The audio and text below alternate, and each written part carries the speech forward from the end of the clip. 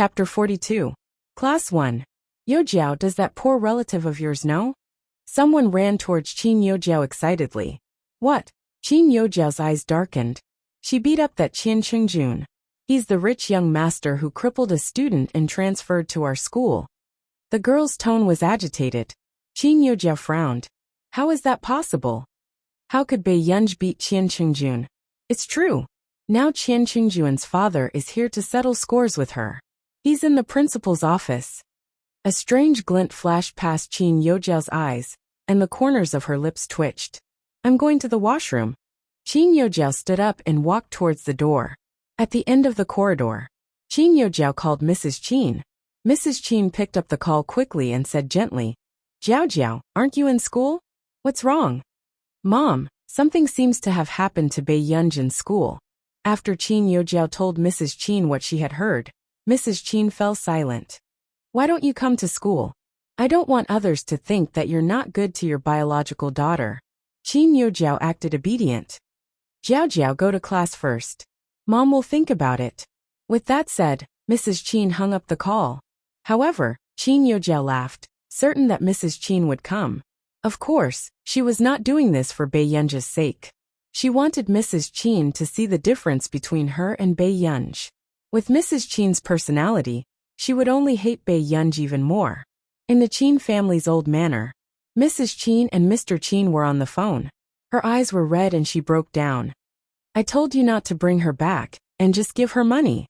Look at how much face she has embarrassed me. Mr. Qin comforted her. Go and take a look first. I can't leave the company. I'm telling you, if she causes any more trouble for the family, I'll definitely chase her out. Mrs. Qin hung up the call, and accidentally saw herself in the mirror. His face was filled with anger and disgust, causing her to be stunned. Pursing her lips, she picked up her bag and left. In the principal's office. Have you thought about it? Do you want to drop out of school or come back on your knees?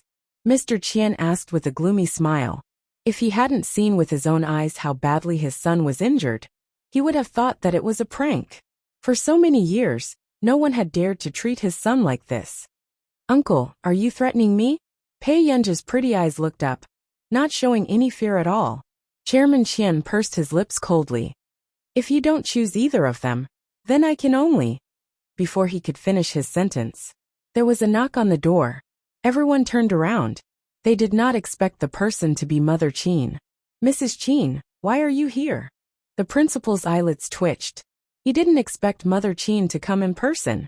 Could it be that this poor relative was very favored in the Qin family? When Mother Qin saw Bei Yunj's nonchalant expression, she became even angrier. She restrained her impulse, walked forward coldly, and grabbed Bei Yunj's arm. Bei Yunj, do you not want to study at all? Do you want to be a good-for-nothing? The temperature in Bei Yunj's eyes gradually dropped. Mrs. Qin, please have some self-respect. Bei Yunj curled her lips into a half-smile, and slowly pulled her hand away. Mother Qin saw this and couldn't help but laugh coldly. She was about to explode from Bei Yunj's stubborn attitude. Mrs. Qin. Chairman Qian was also surprised when he saw Mother Qin. Didn't this student say that she grew up in an orphanage? Chapter 43. Mrs. Qin took a deep breath and adjusted her image back to that of an elegant lady. President Qian. Mrs. Qin nodded slightly at President Qian. President Qian said, This student is Mrs. Qin's. A trace of panic flashed past Mrs. Qin's eyes, but she forced herself to remain calm. A girl I brought home some time ago. These words made Bei Yunj glance at her with a sneer, but she quickly looked away. Mrs. Qin had always doted on Qin Yojiao. She was even stronger than her other three brothers. Not to mention Bei Yunj, who came back halfway. Therefore, when Mr. Qin proposed to reveal Bei Yunj's identity, Mrs. Qin was the first to object. I've heard about what happened between the two of you. Mrs. Qin took a deep breath and looked at Bei Yunj, saying expressionlessly, If it's true, then let her bear the legal consequences. When she said this, Mrs. Qin kept staring at Bei Yunj. She was waiting for Bei Yunj to show weakness. Her hands were trembling. No matter what, this good-for-nothing person was her biological daughter. As long as Bei Yunj showed weakness, she would intervene and settle it. But in the future, she would transfer Bei Yunj to another school. She could not affect Jiao Jiao. At this moment, the door was suddenly kicked open. Qin Lang seemed to have run all the way here. He was panting and his short silver-gray hair was messy. "Where's Guer?" Qin Lang was called over by the principal. When he saw Mrs. Qin, he was also surprised. "Mom." Mrs. Qin's expression was terrible. "Why are you here?" Qin Lang's gaze gradually calmed down, and he walked in front of Bei Yunj to face President Qian. "Do you have any evidence that Guer injured your son?" Qin Lang's tone was mocking and his handsome face was cold. "Qin Lang, shut up." Mrs. Qin's expression darkened. Qin Lang glanced at Mrs. Qin and snorted before he pulled Bei Yunj's hand. "Guer, let's go. Third brother will take you back." "Qin Lang, you." Mrs. Qin's eyes were almost red. At this moment, Bei Yunj did not move and broke free from his hand. "I did," Bei Yunj said calmly. Qin Lang's body stiffened. It took him a while to react. Tears welled up in his eyes. Guer was already unwilling to forgive him. Even if she had to bear the consequences, Guer did not want to have anything to do with him. "Guer, don't be afraid. Third brother will protect you. I'm warning you, Qin Lang. You only have one sister, and she's in class 1. Mother Qin interrupted coldly. Suddenly, Mr. Qian said, "Since he's a relative of the Qin family, let's just treat it as a small fight.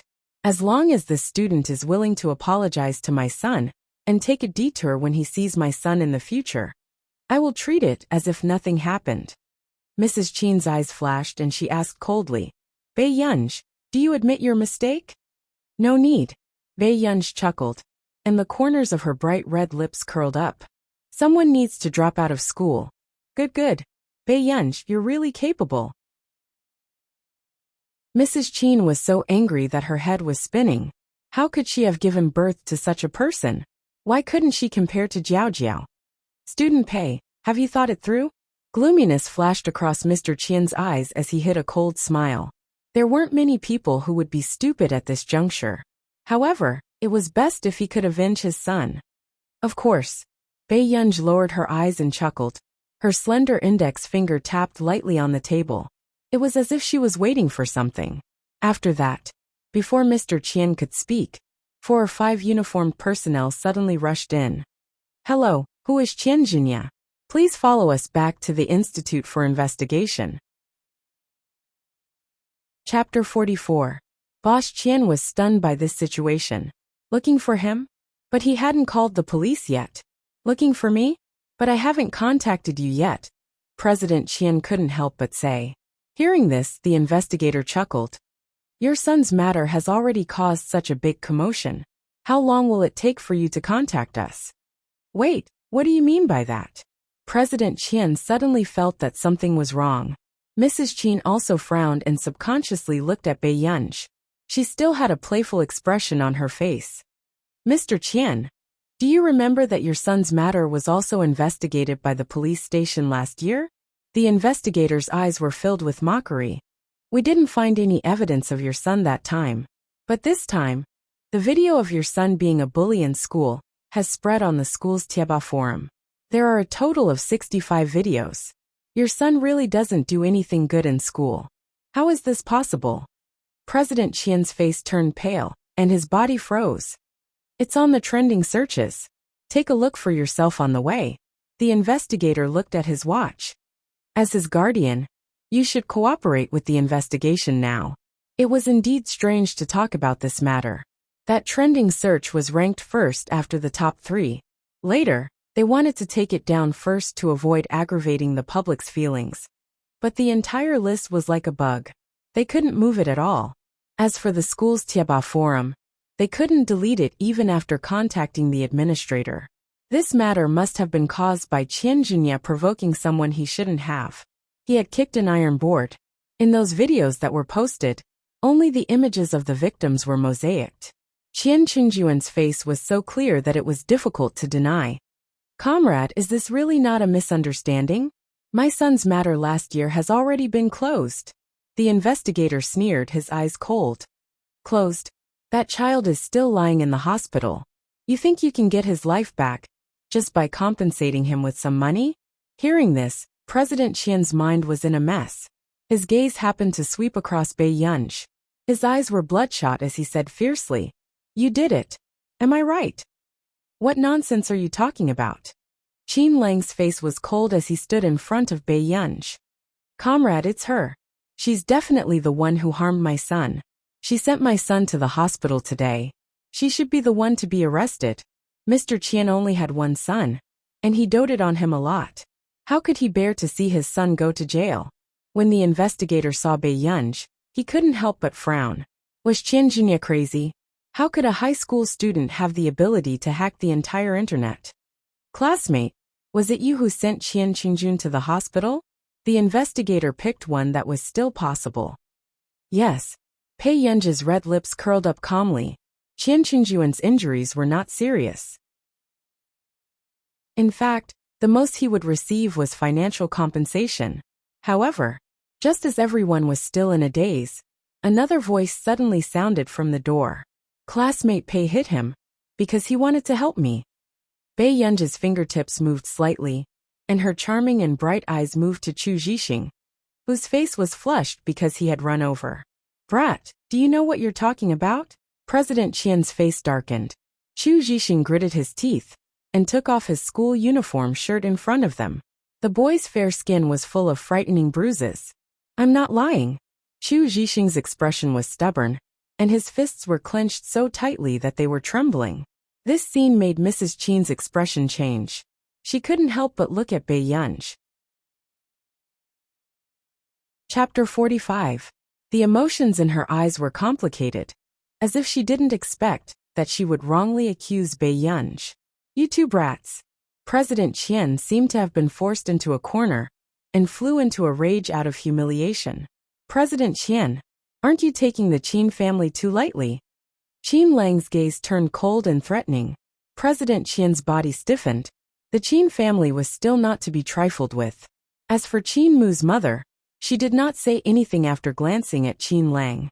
The investigator asked the principal, "Principal, what do you think of the rest of the matter?" The principal quickly replied, Okay, sorry to trouble you." In the end, before President Qian left, his face was ashen as he glanced at Bei Yunj. When he saw her smiling red lips and waving at him, the taste of blood welled up in his throat. He was so angry that his brain swelled. After everyone left, Mrs. Qin pursed her lips and stood in front of Bei Yunj. "Why didn't you tell me clearly? You believed me just because I said so?" Bei Yunj looked at her calmly and chuckled. Mrs. Qin was stunned by her words. "If there's nothing else, I'll go back to the classroom." Before Bei Yunj walked out of the principal's office, she heard Mrs. Qin ask in a deep voice, "Are you not going home? My surname is not Qin. Where do you want me to go?" Bei Yunj's tone was lazy, but there was no smile in her eyes. In the long corridor, Chu Zhixing tidied up his school uniform and immediately chased after Bei Yunj. He followed behind her at a distance, and Bei Yunj did not turn her head. Then, just as Chu Zhixing was wondering why he had walked here, he saw Bei Yunj in front of him climb over the 2-meter-high wall and leave the school. Chu Zhixing. 10 minutes later, Chu Zhixing, who had tried to climb over the wall, ended up in failure. He returned to class dejectedly. "Class 7. Isn't Qian Qingjuan's matter too big? I heard from someone I know that all the videos taken by Qian Qingjun have been released.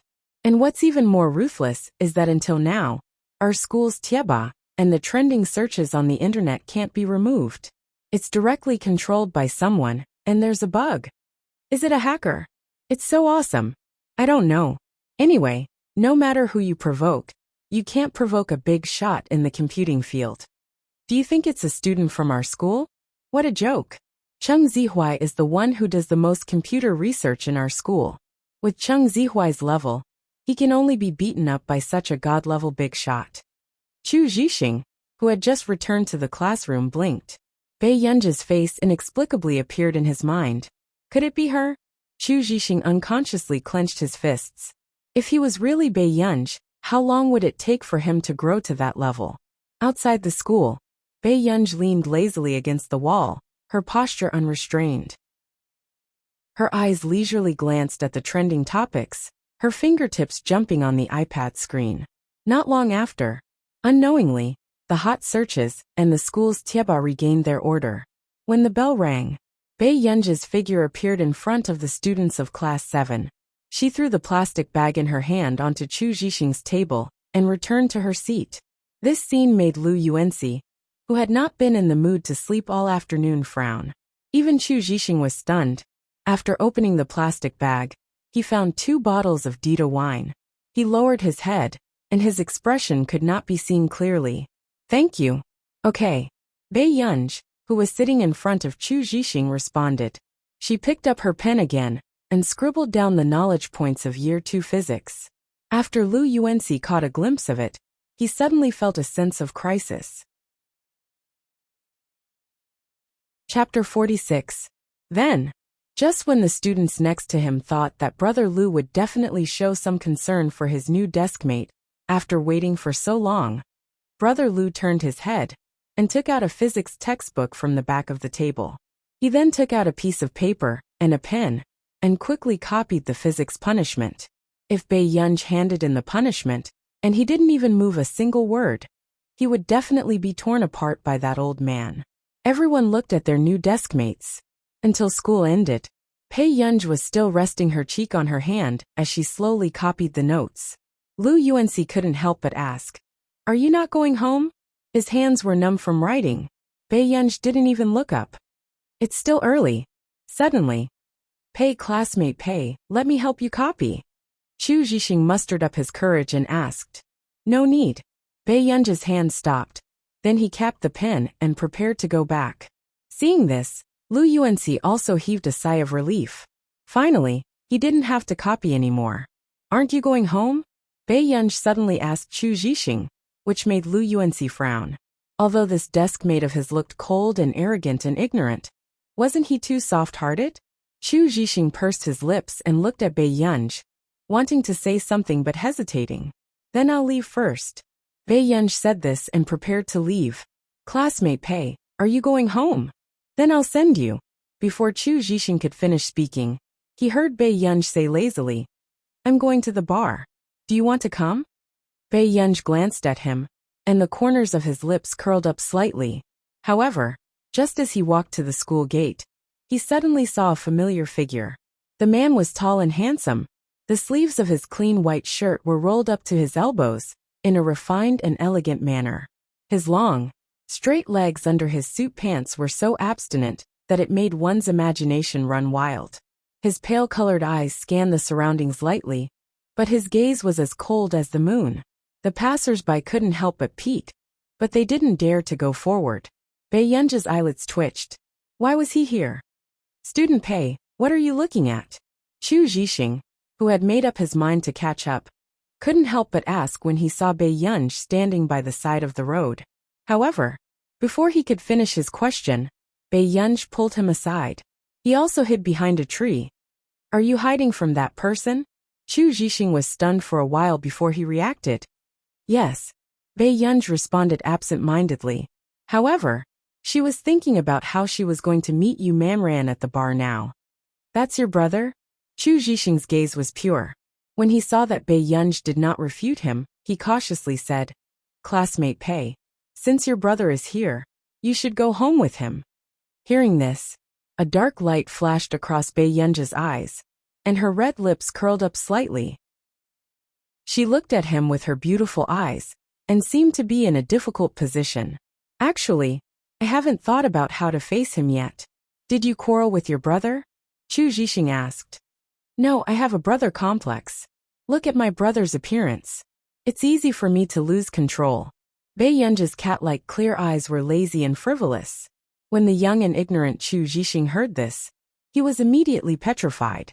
Wait a minute, was this what he was imagining? "Classmate Chu, can you help me ask him to go back first?" Bei Yunji curled her lips. "When I've thought it through, I'll go back immediately. What do you think?"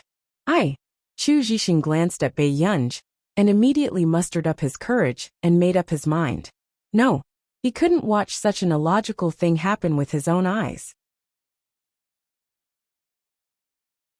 Chapter 47. Okay.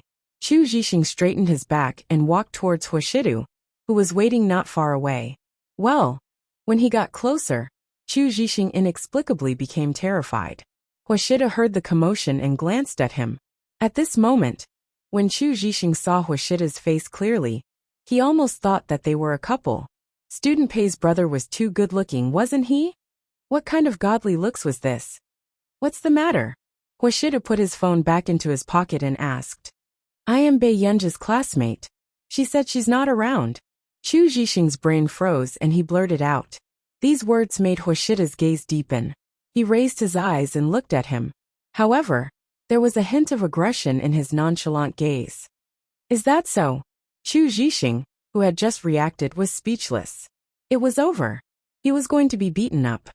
Actually, Chu Zhixing's little heart trembled slightly, but he did not forget to defend Bei Yunji. Actually, Student Pei didn't mean to not see you. After speaking, he lost his courage and said with a firm gaze, Student Pei is very kind. She doesn't want the two of you to get hurt. That's why she wants to calm down. These words made Huashida take another look at Chu Zhixing. He smiled silently. Hurt each other? Student Pei's brother. You don't understand Student Pei's feelings for you. She really likes you. It's not the kind of love between family members. Chu Zhixing was immersed in his own world and felt more and more sincere. If you really like this sister, please take good care of her. As soon as he finished speaking, Huashida roughly understood what was going on. After a while, he chuckled softly. Then, Huashida put out the cigarette and threw it away indifferently. The corners of his upturned eyes were charming, and his tone was playful and lazy. Where is she? I'll go and tell her now that she's actually adopted. Hearing this, Chu Zhixing's body trembled, as if he had been struck by lightning. In an instant his brain froze. Bei Yunji, who was standing behind the tree, kicked a small stone in boredom. Suddenly, a figure appeared in front of her. Seeing this, Bei Yunji raised her head and was about to thank Chu Zhixing. However, she did not expect that the person she saw would be Huashida. She paused for 2 seconds before smiling brightly again. Brother, why are you here? The man's gaze fell on her unwaveringly. A short while later, Bei Yunji saw him leaning closer. The man's cold fingertips rubbed against her cheek in an ambiguous manner, and his thin red lips lifted slightly. His voice was seductive, as if it could stir the wind beside her ears. Me. Come and feel Yunyan's feelings for her brother. Bei Yunji froze. Then, he immediately realized that the matter just now might have been exposed. I was just playing with my classmates. Big brother, are you here to pick me up? Bei Yunji's eyes curved, but she quietly avoided eye contact. Huashida did not mind her small actions. He gently rubbed his fingers that were still warm. Okay. Was the little girl's face so soft? Big brother, actually, I have something on today. Bei Yunji had promised Yu Manran that he would give her a demo today. Huashida took in her obedient expression. His laughter was low and hoarse, but it made one's eardrums itch. Okay, then I'll send you there. Bei Yunji? Question mark. In the end, Bei Yunji changed the location to a bookstore near the bar. Chapter 48. However, as soon as Bei Yunji entered, she regretted it. She looked up and saw Cheng Zihuai flipping through computer books. Cheng Zihuai was handsome and attracted the attention of many girls. When Bei Yunji saw him, she was about to leave when he noticed her. His gaze turned cold and his eyes were arrogant as he mocked her. Bei Yunji, I thought you knew your place. I didn't expect you to find me here. He was even more impressed with her stalking skills than before. Bei Yunji's eyes moved, and she glanced at the police station opposite her. She dispelled the thought that had just risen in her mind. Then, Bei Yunji was about to leave. However, Cheng Zihuai stepped forward to stop Bei Yunji and looked at her mockingly. Playing hard to get and creating a chance encounter? Bei Yunji, have you forgotten that you don't like to come to bookstores at all?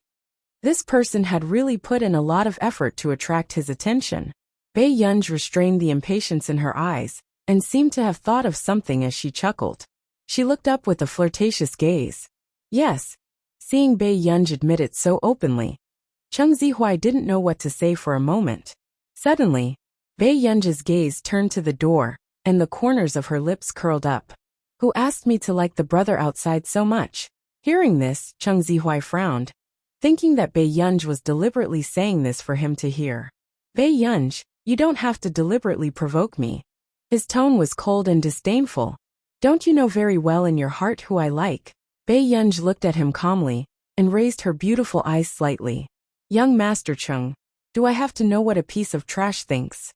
The original owner liked Chung Zihui, and was willing to suffer a lot for him. But according to her temper, she could only send Chung Zihui to the junkyard, and let him be a piece of trash. These words made Chung Zihui's face turn red. He gritted his teeth. Bei Yunj, was this woman crazy?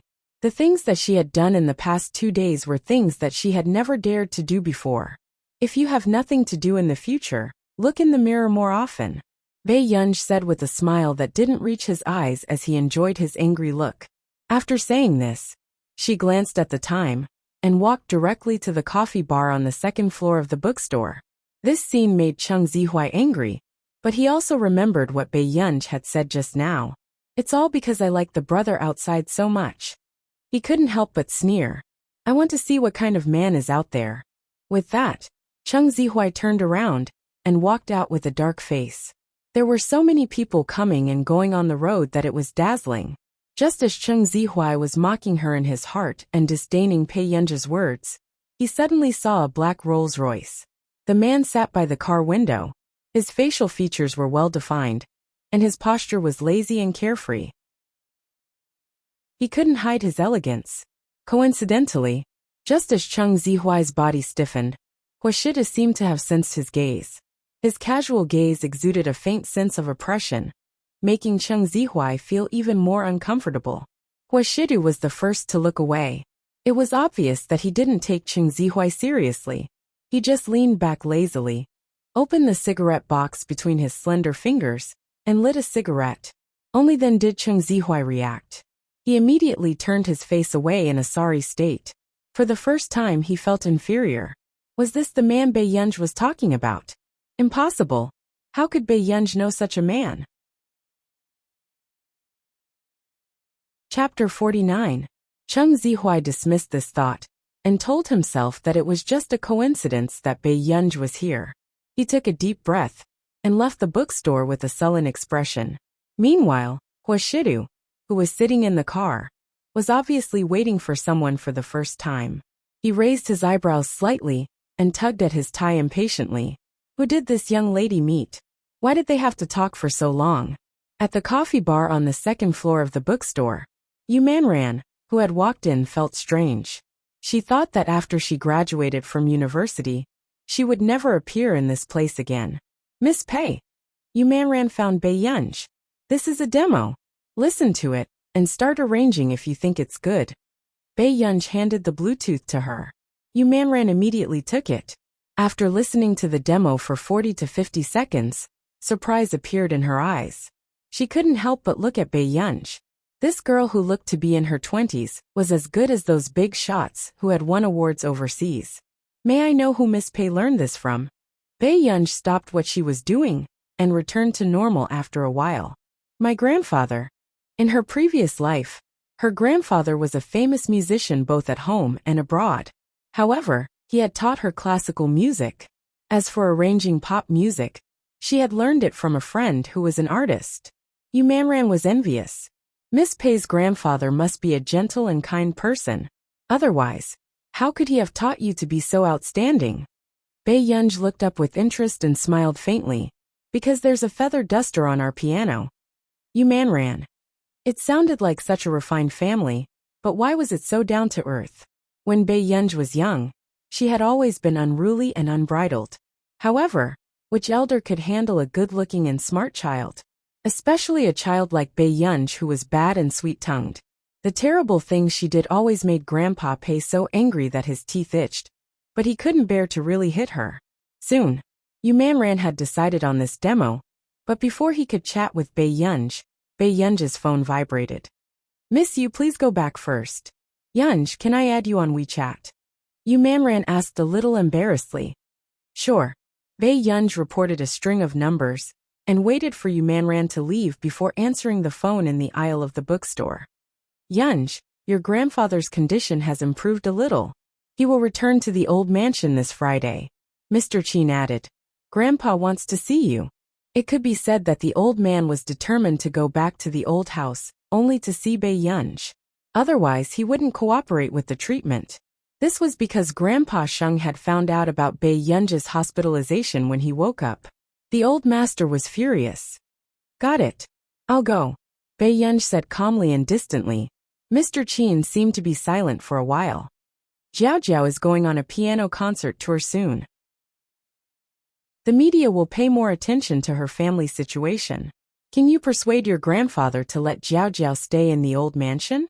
Almost no one outside knew that as the eldest young lady of the Qin family, Qin Youjiao could only stay in a nearby hotel every time she returned to the old mansion. Because of that time, Mrs. Qin had reprimanded Bei Yunj for Qin Youjiao. The old master completely hated Qin Youjiao. Bei Yunj smirked and laughed recklessly. Do I look like someone easy to deal with? These words made Mr. Qin's expression darken, and anger gathered in his chest. Do you know how much Jiao Jiao has lost when you came back? Chapter 50. Hearing this, Bei Yunj leaned against the wall leisurely and laughed. I don't want to know, and don't make me unhappy. Otherwise, Grandpa will know whose biological father the head of that hospital is. Do you think Grandpa will chase Qin Youjiao away? Mr. Qin froze and anger gathered in his chest. Are you threatening me? He never thought that. Since when did Bei Yunj dare to resist him openly? Yes. If you don't want her to get lost, don't make me angry. Bei Yunj tilted her head lazily, her red lips curling up brightly and impudently. After leaving the bookstore, Bei Yunj looked up and saw the man by the car window. Her mood immediately improved. The 2 buttons on the handsome and dignified man's collar were unbuttoned. His fair and clean neckline followed the loose collar and fell into his sexy and muscular chest. His light gaze looked indifferent, but it was enough to make one's legs turn weak. Brother, my dear has fainted. When are you going to take responsibility? The bright and flamboyant girl had one hand on the window, her cat-like eyes shining, as she rested her cheek on her hand and smiled. Huashida turned around and saw the little girl lying by the window like a cat doing evil. His magnetic voice sounded with a low chuckle. The man's slender hand scratched the girl's chin lazily. Ask it why it bumped into me the moment it saw me. Bei Yunj's chin was scratched twice. Even the ruthlessness in her eyes that had just been suppressed disappeared inexplicably. She returned to the front passenger seat and changed the topic. Brother, did you wait for a long time? 47 minutes. The man said carelessly. Bei Yunj fell silent. Fortunately, a call came in from the man's phone, and the atmosphere was no longer silent. Huashida pressed the answer button, his tone indifferent. What's the matter? Master Du, you haven't been to the clubhouse for a few days. Are you coming today? I'm not free. Huashida's eyes were lazy, and he did not feel guilty at all when he rejected her. What are you busy with? Master Du, let me tell you, the girls in the clubhouse are very pretty recently. Even if you don't touch them, you should at least come and take a look and relax. I'm picking up a little girl from school. With that said, Bei Yunj, who was beside him, glanced sideways at him, and then turned to look out of the window. Her sudden obedient appearance made the man's thin lips curl up unconsciously. Even the noise in the earpiece didn't sound so annoying anymore. Master Du, isn't it a little boy? Shidu, he's not mine. Huashida's words made the person on the other end to the phone call. Master Du, although I'm not a good person, we still need to have the heart to protect the seedlings. He really didn't expect that Master Du, who usually didn't get involved with women, would do everything in their power to enter the Hu family. She hasn't even gone through puberty yet. She doesn't have any feminine charm at all. The things in your head are abnormal. You can change them as soon as possible. Huashida sneered and said indifferently. He smiled. So it's not what I thought. Master Du, come early. What trouble can a little girl have? The man let out a long laugh and said slowly, Don't worry. Little girls don't know their place. Bei Yunj turned to look at him.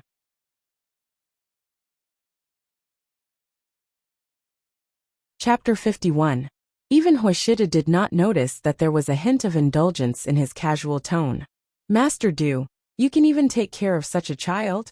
The person on the other end of the phone seemed to be in disbelief. It was not that he had never seen Master Du take care of a child. Every time he saw the young master of the Hua family working hard to use his short legs to catch up with the calm Huashidu in front of him, his heart ached a little. At this moment, when Huashida heard this, his gaze swept over Bei Yunj unhurriedly. His gaze was fixed on her as his happy low laughter suddenly floated into her ears. His magnetic voice was lazy and sexy. It's a little overwhelming. Bei Yunj. She had a feeling that this man was not human. At night, Bei Yunj had just fallen asleep when she was woken up by the dream of the past. The girl's forehead was covered in sweat. The last trace of embarrassment disappeared from her deep eyes as she gradually woke up. A few minutes later, she still got out of bed and washed her face. She walked to Huashida's door and knocked. After a long while, the door opened. The man seemed to have just woken up. His cold eyes were filled with laziness. He was wearing a dark-colored nightgown. The half-open collar revealed his firm and sexy chest, and his belt was loosely tied. The man's Adam's apple moved. His voice was hoarse from waking up, and his eyes were deep. It was even more deadly than usual. Bei Yunj reacted and asked with a smile, "Brother, did you sleep well?" The man lifted his eyelids, and his hoarse voice sounded. It was hopelessly sexy. "Are you planning to tell me that the air conditioner in your room is broken?" She had really met an expert. The girl in front of him was silent, as if she was planning to return to her room obediently. Huashida noticed that the girl's beautiful eyes were abnormally red. She no longer had her usual smile. He spoke again. "Can't sleep?" "Yes." Bei Yunj was about to turn her head when she heard this. She looked up at him again. At this moment, Huashida suddenly remembered how Bei Yunj slept soundly on his lap last time. He seemed to understand. The corners of his thin red lips curled up as he deliberately teased her. "You can't sleep, so you came to me to play hooligan?" For a moment Bei Yunj couldn't refute. Her beautiful eyes moved. Suddenly, Huashida said, "Try changing rooms with me?" Bei Yunj glanced at him subconsciously. When she came back to her senses, she nodded. Next, just as Bei Yunj was caught off guard, the man pinched her face frivolously. There was a hint of punishment in his tone. "You came to knock on my door dressed like this? Don't think that I don't bully you." The corners of his upturned eyes were seductive, and his nonchalant look made her blush even more. It was only when the man's eyes moved away indifferently and left his room that Bei Yunj finally realized what was going on. She glanced at her pajamas that she had forgotten to button properly. However, she only reached out and touched her chest. The corner of her lips curled up. Something really happened. When this man flirted with her, it was too intoxicating. After entering the room, Bei Yunj couldn't help but glance at the decorations around her. It was just like Huashida's style. It was simple and clean. There was even red wine on the table under the floor-to-ceiling glass window. It seemed to be used by men to help them sleep. Bei Yunj had just laid down on the bed when the original owner's faint, cold and pleasant scent invaded her senses from the dark gray pillow blanket. It was inexplicably reassuring. Not long after, Bei Yunj felt sleepy. But then, she didn't know which insensible person had called her in the wee hours of the morning. Chapter 52. Bei Yunj took a deep breath, suppressing the coldness in her eyes, as she took the phone from the bedside table. "What's the matter?" Her slightly cold voice did not sound like she had a good temper. Inexplicably, Marcus, who was on the phone, felt frightened. "There's a young man in the same city as you recently. He's quite experienced, and I want to find someone to guide him." "Miss Pei, aren't you short of money? Why don't you guide him?" "No," Bei Yunj said coldly. "He's very rich. I wonder if you know him. He's the heir of the Chung Corporation, Chung Zihuai." Marcus immediately explained and tried to please her. Of course, he did not care about this bit of money, but he knew that Bei Yunj was short of money. Anyway, regardless of whether she stayed in their research institute or not, the big boss could not be provoked. If he could please her, he would please her first. At this moment, Bei Yunj sneered when she heard this familiar name. She smirked and said in a mocking tone, "Let him wash up and sleep." With that said, Bei Yunj hung up the call. In another country, In the research institute, Marcus was perplexed. The big boss's temper was indeed hard to understand. How is it? What did the big boss say? The woman beside him could not suppress her excitement. Big boss, let him wash up and sleep. Marcus's eyelid twitched. The woman was silent for a moment before she said, then forget it. Anyway, it was to find a chance for the big boss to give money. Marcus said worriedly. The big boss's tone just now didn't seem too good. Why? The woman froze.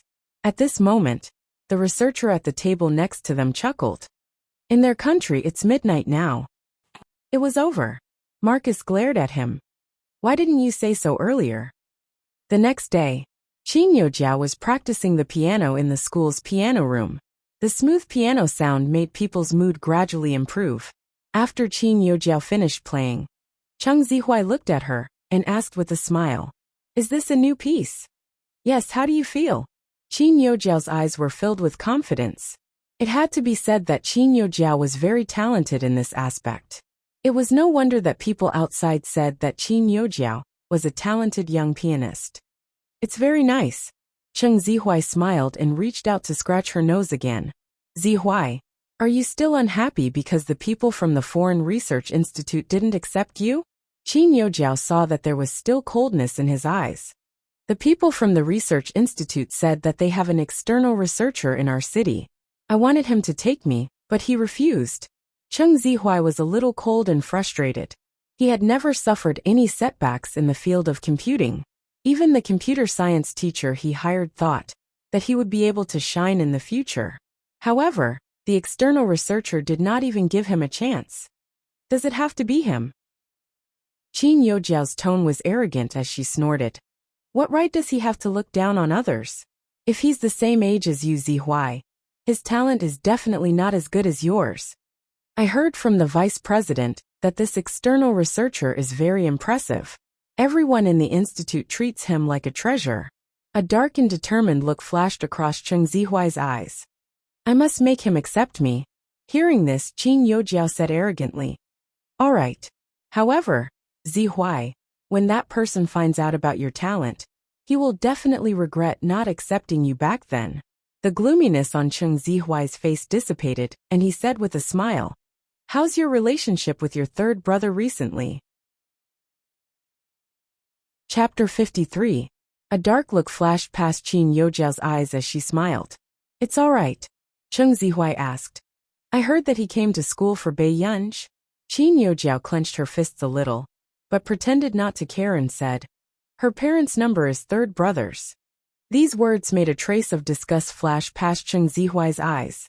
Did Bei Yunj want others to know about her relationship with the Qin family so much? Qin Yojiao looked at him and smiled arrogantly. Her tone was contemptuous. Don't worry. I'll let everyone know that the Qin family only has one irreplaceable Qin Yojiao. What could Bei Yunj do? She was lousy in every way, and could only be a joke.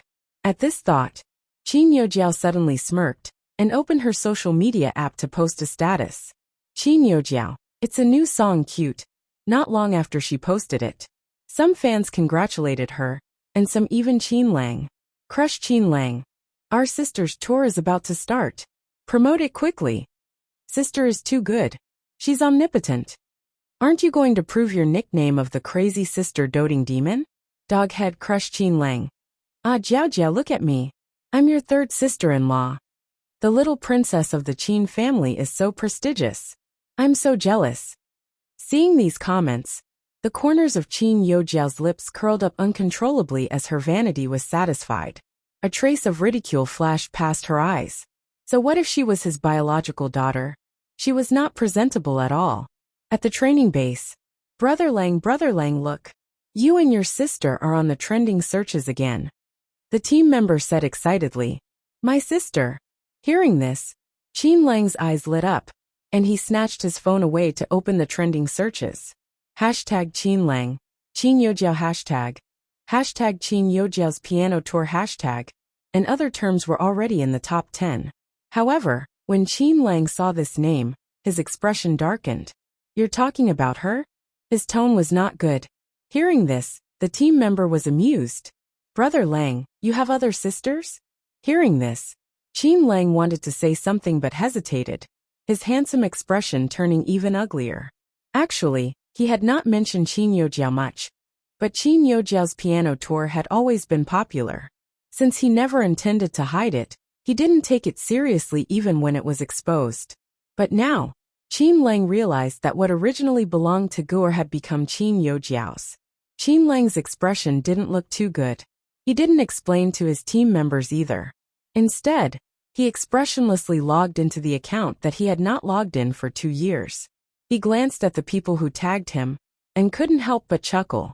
A short while later, the people who had been waiting for Qin Lang's response finally noticed his movements. However, after reading it, everyone felt that something was amiss. Crush Qin Lang. I really want to be blacklisted. Aggrieved image. JPG. The fan clicked on the screenshot of the chat. She realized that the nickname Qin Lang had given her was Gu'er. Qin Lang sent 2 messages in a row, but the other party did not respond. There were even red exclamation marks on the messages. Gu'er third brother was wrong. Burying her head and crying bitterly. JPG. The fans who saw this post immediately exploded. Who is Gu'er? Ha ha ha ha. Who would have thought that Boss Lang would have such a day? Wait a minute, Qin Lang is this girl's third brother? But Qin Youjiao doesn't have a nickname. Everyone suddenly realized what was going on. However, not long after, Qin Lang's mother called and questioned Qin Lang with a sharp voice. Qin Lang, who told you to send that chat record? Qin Lang didn't care at all and said with a chuckle, they said that I dote on Qin Youjiao, so I have to clarify it. Chapter 54. I think you're crazy. Qin Lang, if you don't delete it for me, do you believe that I'll take Jiao Jiao away? Seeing that Mrs. Qin was so stubborn, Qin Lang frowned. Mom, do you not know who your biological daughter is? Mrs. Qin suppressed her anger. Qin Lang, if people find out that Bei Yunj is your younger sister, apart from embarrassing you, what good can happen? She smiled and said, Jiao Jiao has been outstanding in all aspects since she was young. She played the piano when she was 19 years old. Qin Lang, do you know that it's your blessing to have such a sister? Hearing this, Qin Lang's expression darkened. However, his heart wavered. It was not because he felt that Gu'er would be embarrassed, but he was also afraid that others would compare Gu'er to Qin Youjiao. He didn't want Gu'er to be criticized by so many people. After a long while, Qin Lang took a deep breath. Mom, you're the one who shouldn't mention this the most. Don't you have any responsibility for Gu'er becoming like this? You only know that Qin Youjiao wants to please you. But why don't you know that this originally belonged to Gu'er? She wouldn't have been like this. My responsibility? Mrs. Qin's elegant voice became sharp. Do you think I want to carry the wrong child? But why don't you think about it?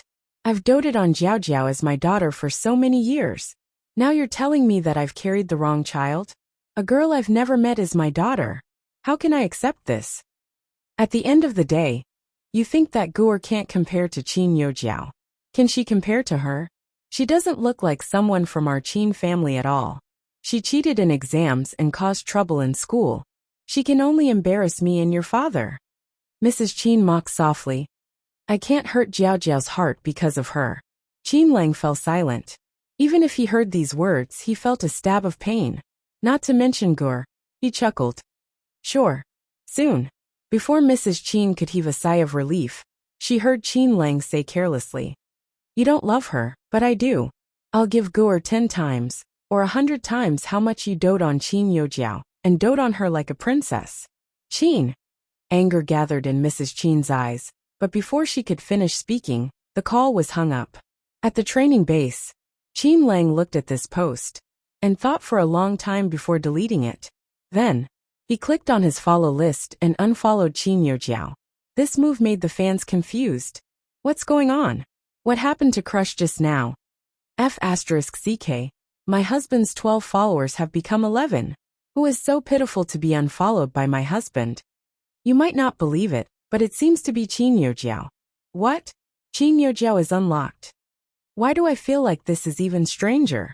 Is Qin Youjiao really the little princess of the Qin family?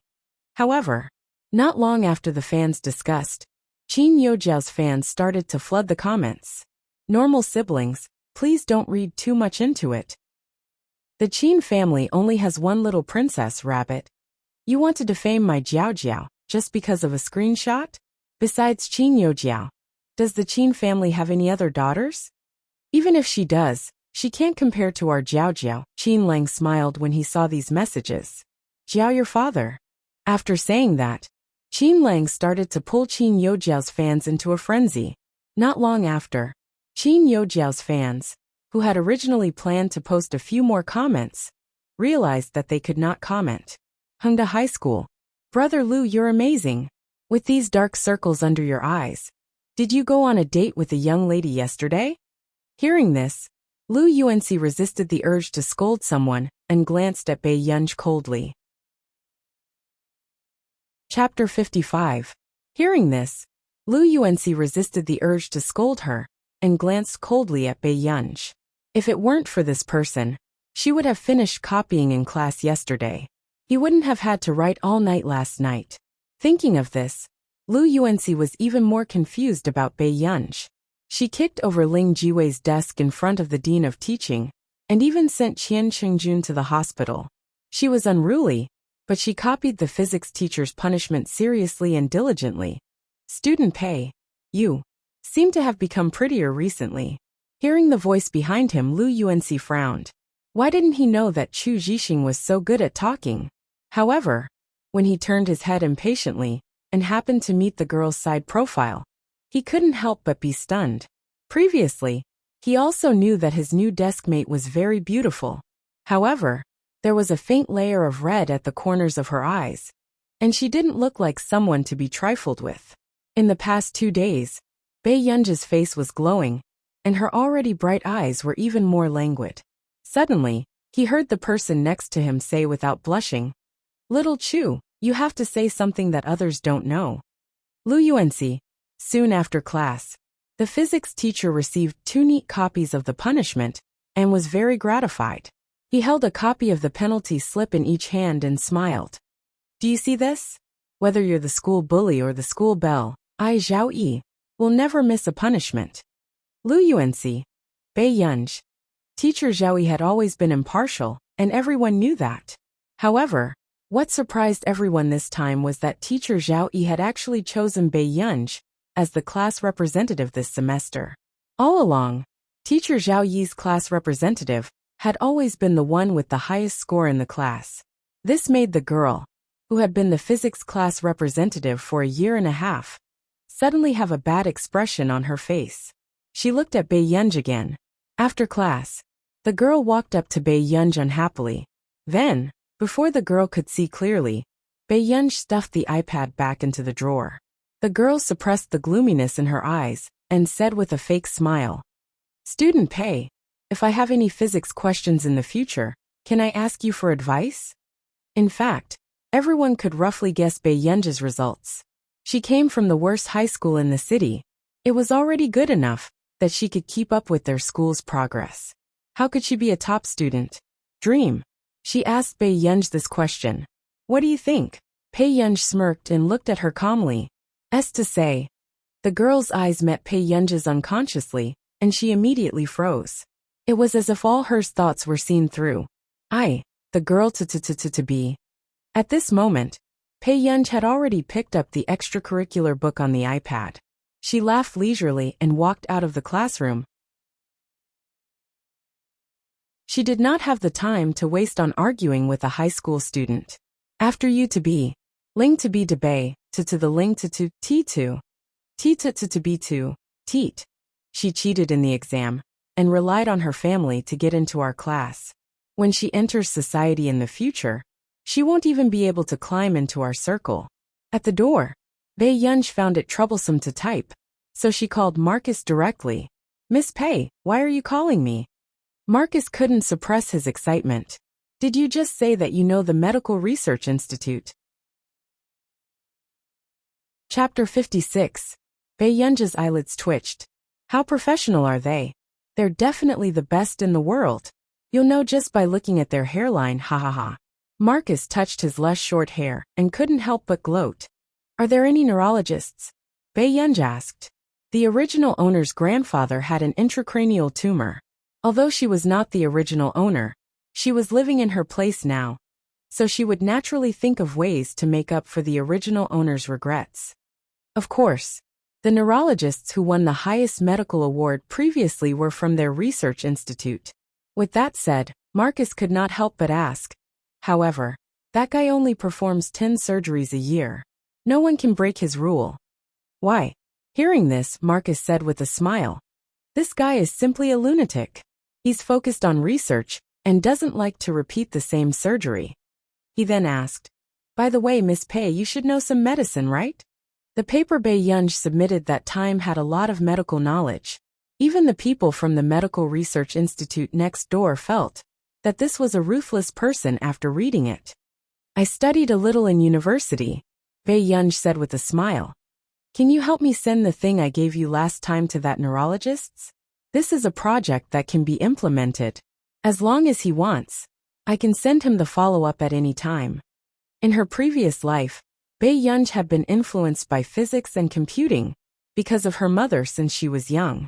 So when she was in the junior class, she majored in biomedical engineering. Using computer technology, she had developed a medical detection machine that was popularized by many hospitals. Marcus sucked in a breath of cold air and realized that he had really found a treasure. Send the follow-up at any time? Didn't this mean that the experiment had been successful? He calmed down. Okay, Miss Pei, don't worry. I'll pass it on for you. Thank you. Bei Yunj's lips curved. No need, it's my duty. Marcus was overjoyed that such a talent could be produced in the Computing Institute. Unfortunately, this big boss did not plan to emigrate. After the chat, Bei Yunj had just hung up the call and was about to leave when she bumped into Cheng Zihuai. Cheng Zihuai was here to look for Qin Youjiao and did not expect to bump into Bei Yunj in the corridor. He subconsciously glanced at the book in her hand. It was an English book about computers. Cheng Zihuai's cold eyes showed a hint of mockery, and she still said that she didn't deliberately play tricks on him. Bei Yunj knew that he was interested in computer science. If it wasn't for him, would she be able to understand such a difficult professional book? Bei Yunj, I can't even understand the book in your hand. Cheng Zihuai sneered and looked at her. Bei Yunj pursed his lips and sized up Cheng Zihuai with a faint smile. With this level of skill, he wanted her to guide him? Bei Yunj laughed. Is there a need to expose your IQ? Immediately, Cheng Zihuai's face darkened. No wonder the Qin family had always looked down on her. As the biological daughter of the Qin family, Bei Yunj was nothing compared to Yu Jiao. He only knew how to cheat. Cheng Zihuai's expression gradually returned to normal. He tidied up his sleeves and said coldly, Bei Yunj, no man will like your scheming methods. Bei Yunj had been found fault with by Cheng Zihuai several times, and had long lost her patience. The corners of her lips suddenly curled up, and she raised her eyes slightly. She was bright and arrogant. Methods? Are you worthy? Chapter 57. These words made Cheng Zihuai's expression darken, and his gaze was so dark that he looked like he wanted to strangle Bei Yunj to death. Bei Yunj, don't think that you can be so arrogant just because you have the Qin family. He gritted his teeth and said. Bei Yunj snorted and hugged the book in her arms calmly as she asked slowly, do I need the Qin family to be arrogant? The girl's eyes were eye-catching and beautiful, but they made people feel that she was impudent. These words made Cheng Zihuai's face turn red, and he was speechless. It was only after Bei Yunj left that Cheng Zihuai took a deep breath to calm himself down. He looked at Bei Yunj's figure, and ridicule and coldness gradually appeared in his eyes. Forget it. He didn't need to be calculative with such a person. Compared to Qin Youjiao, who had been nurtured to be talented and beautiful since she was young, Bei Yunj was indeed the shame of the Qin family. No wonder she was not doted on by the Qin family. For 2 days, Bei Yunj was perfecting the project and waiting for the neurologist's reply. Until Friday, Bei Yunj suddenly remembered that she had forgotten to tell that person about this. After class, Bei Yunj called Huashidu when there was no one around. In the Hua Corporation, the handsome and dignified man had just finished a meeting, and the atmosphere in the meeting room was still tense and cold. It had to be said that every internal meeting of the Hua Corporation was like a trial. It was soul-stirring. After everyone had left, the man heard his phone vibrate, and his cold, pale-colored eyes glanced at the caller ID on the screen before he picked up the phone and answered the call. He asked carelessly, "Child, are you calling me during class?" "Class just ended," Bae-yunj said. "Brother, I'm going home today." "Go home?" My grandfather just came back from the hospital. I plan to visit him." "Sure." With that said, before Bae-yunj could hang up, Hoshida heard him ask again. "Oh right, Yun, how were your results for the monthly exam?" Bae-yunj was speechless. In the end, when she hung up the phone, it ended with Bae-yunj telling her that she had to study at home over the weekend. Hoshida, who was sitting in front of his desk, thought for a moment before calling Chin-yu, Chin family's old residence. Before old Master Chin was brought back, Mother Chin had already changed into a dark purple cheongsam. She was dressed dignified and elegant as she waited. "Mom, when Grandpa comes back this time, will he be like before?" Hiding the unwillingness in her eyes, Chin Yojiao's fingers sank even deeper into her palms, clenching them so tightly that her fingers turned white. In the past, old Master Chin doted on her and treated her like his own granddaughter. However, ever since Bae-yunj returned, old Master Chin had been biased towards Bae-yunj. He even forbade her from living in the old mansion because of Bae-yunj. Thinking of how she could only stay in a nearby hotel every time she returned to the old mansion in the past 2 years, the jealousy and hatred in Chin Yojiao's heart grew stronger. How could Bae-yunj compare to her? She was clearly a trash.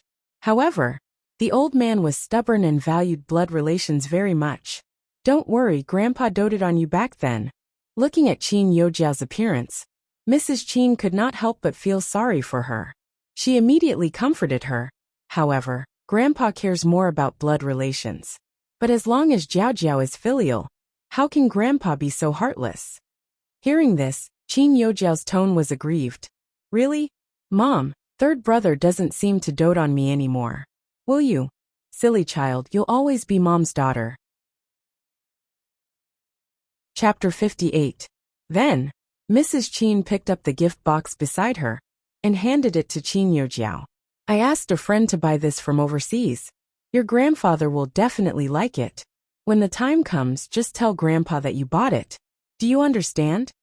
Hearing this, a dark look flashed past Chin Yojiao's eyes and she looked up to ask, "Mom, is this very expensive?" "More than 2 million. Mrs. Chin caressed Chin Yojiao's head lovingly, unable to hide the love in her tone. "Jiao Jiao, don't worry. With me around, I will definitely make Grandfather value you again. Besides, my daughter is so outstanding." "Thank you, Mom." Chin Yojiao was extremely touched and hugged Mrs. Chin excitedly, but she hid the smugness and disdain in her eyes. So what if Bae-yunj was the Chin family's biological daughter? In the end, all of this could only be hers. At this thought, Chin Yojiao's mood improved a lot. On the other hand, Mrs. Chin had been envied by many wealthy ladies because of Chin Yojiao's piano tour recently. They praised her whenever they saw her, making her complexion rosy. A dark look flashed past her eyes. No matter what, she had to protect Jiao Jiao. Otherwise, when others found out that Bae-yunj was her biological daughter in the future, she would lose a lot of face. Soon, at the door, Mr. Chin and Chin Lang were supporting a thin old man on both sides. Seeing this, Mrs. Chin immediately grabbed Chin Yojiao's hand and went forward with a smile. "Dad, you're finally back." Hearing this, old Master Chin only glanced at her calmly before his eyes swept past Chin Yojiao. He froze for a moment before his expression darkened. "Where's my guer?" At this moment, before Mrs. Chin could get Chin Yojiao to greet old Master Chin, she heard old Master Chin's question, and her expression immediately darkened. After Mrs. Chin's expression calmed down, she said with a smile, "She probably hasn't arrived yet." She changed the topic and the meaning was unclear. However, Jiao Jiao is from the same school as her. But Jiao Jiao arrived very early. I don't know what she's busy with. Hearing this, Chin Lang's expression darkened. Was she saying that Guer was unfilial in front of grandfather? Then, Chin Lang was about to speak when he heard old Master Chin say angrily, "You don't know what your daughter is busy with, and you still have the cheek to say it." What if Guer ran into trouble along the way? What should we do? Qin Lang. She really didn't need his help. Grandpa was still the same as before, extremely biased. As expected, after being rebuked by old Master Qin, Mother Qin's expression changed again. Beside him, Qin Youjiao's body froze. She felt like she wasn't a member of the Qin family. That child doesn't need my concern. I wasn't the one who took care of her in the past. Mrs. Qin forced a smile onto her face. Dad, Jiao Jiao has been working very hard recently. She's ranked second in the entire cohort, and even won the first prize in the competition. Soon there will be a steal. Ah Lang, hurry up and give Guer a call. Ask her if something happened to her. Old Master Qin turned his head and said worriedly to Qin Lang. If she gets bullied, she definitely won't say anything. This child has always treated himself as an orphan. For a moment, the atmosphere was silent. Mr. Qin and Mrs. Qin looked even more embarrassed and speechless. Other than old Master Qin, no one dared to say such a big truth. Qin Lang held back his laughter and nodded. In front of the Qin couple and Qin Youjiao, he called Bei Yunj. No. Suddenly, a sound came from the door. Chapter 59. The girl's lazy voice was still clear and melodious. Instantly, everyone's eyes turned to Bei Yunj. Bei Yunj walked towards them slowly from the door. In the end, her eyes landed on old Master Qin. Bei Yunj looked at the old man, who couldn't suppress the joy in his eyes, and hesitated for a moment. Grandpa. Guer, did something happen on the way? Or is there too much homework in school? Why did Guer lose so much weight? The more old Master Qin spoke, the more his heart ached. As he held Bei Yunj's hand, there was guilt and self-blame in his eyes. If his body was stronger, he could still keep Guer by his side, and let Guer live a good life for another 10 to 20 years. However, fate made a fool of him. His body couldn't last more than a year or two. If he left, the person he was most worried about was Guer. At this thought, old Master Qin's eyes turned red. No. Bei Yunj could see that the old man in front of her was really good to her. But for a moment, it was difficult for her to accept the original protagonist's family. After a while, a faint helplessness appeared in Bei Yunj's eyes, and she said with a soft laugh, Grandpa, I fell asleep during self-study just now, so I didn't come in time. Hearing this, Qin Youjiao's expression was contemptuous, and a mocking smile appeared on her lips. She fell asleep during self-study? How long could such a person stay in Hengda? Not only Qin Youjiao, Mr. Qin and Mrs. Qin also frowned unconsciously. They didn't expect Bei Yunj to be so ignorant and incompetent. She even slept in class. However, when old Master Qin heard this, he pulled Bei Yunj's hand with a smile and walked into the hall. That's good. As high school students, we have to know how to strike a balance between work and rest. Hearing old Master Qin's biased words, Mrs. Qin felt uncomfortable and said with a frown, Jiao Jiao has to do exercises after a day of class. Sleeping in class? If she can't even get into university in the future, won't she be a joke? The moment she finished speaking, Mother Qin felt old Master Qin's cold gaze, and immediately shut her mouth. Then old Master Qin laughed coldly. Who dares to laugh at my granddaughter? The inheritance that I, Qin Kaming, leave behind is enough for my granddaughter to be happy for the rest of her life. These words made the Qin couple's expressions darken. Qin Youjiao was burning with jealousy, her expression unwilling and resentful. This damned old man, he wasn't biased at all. His heart was clearly running behind Bei Yunj. Old Master Qin was too lazy to pay attention to the three people beside him. Instead, he said to Bei Yunj kindly, Good grandson, our family doesn't lack money. If you can't pass the exam, then so be it. In the future, your three brothers will support you. If they don't raise you, I'll break their legs. If it was in the past, Qin Lang would have scoffed. But now, Qin Lang's handsome face was full of caution as he looked at Bei Yunj's side profile. As long as Guer is willing, third brother will transfer all the money to Guer's bank account. Qin Youjiao's face turned green when she heard what Qin Lang said. Qin Lang's attitude towards Bei Yunj now was even more doting than before. Hearing this, Qin Youjiao bit her lip and tried her best not to lose her composure. Suddenly, Qin Yojiao pulled Mrs. Qin's hand, her expression dark. Mom, should I not have come here? Mrs. Qin's heart immediately ached, and she immediately held Qin Yojiao's hand and said to old Master Qin, Dad, Jiao Jiao has a gift for you. Jiao Jiao has prepared this for a long time to show her filial piety. Open it and take a look. Chapter 60. With that said, Qin Yojiao was about to hand over the gift box in her hand when she heard old Master Qin say calmly, Gu, just finished school and must be hungry. Let's prepare to eat first. With that said, old Master Qin pulled Bei Yunj and sat on the side of the main seat. Usually, only the juniors that the elders liked the most had the chance to sit in this seat. Seeing this, Qin Yojiao's eyes darkened and her nails almost scratched her palm. Mrs. Qin could not help frowning. Dad, Ating used to sit in this seat. How can you let her? Go or sit here? However, hearing this, old Master Qin was still unhappy. He was expressionless. In that case, Gur will sit in the main seat. I'm an old man, so I can just move a stool and sit beside Gur. Mr. Qin immediately said, Dad, you're joking. There's nothing particular about this seat. Whoever you want to sit beside you can sit beside you. That's more like it. Old Master Qin snorted coldly and pulled Bei Yunj's hand to sit down. Seeing this, Qin Yojiao's eyes turned red with jealousy. Even when she was most doted on in the Qin family, she had never received such treatment.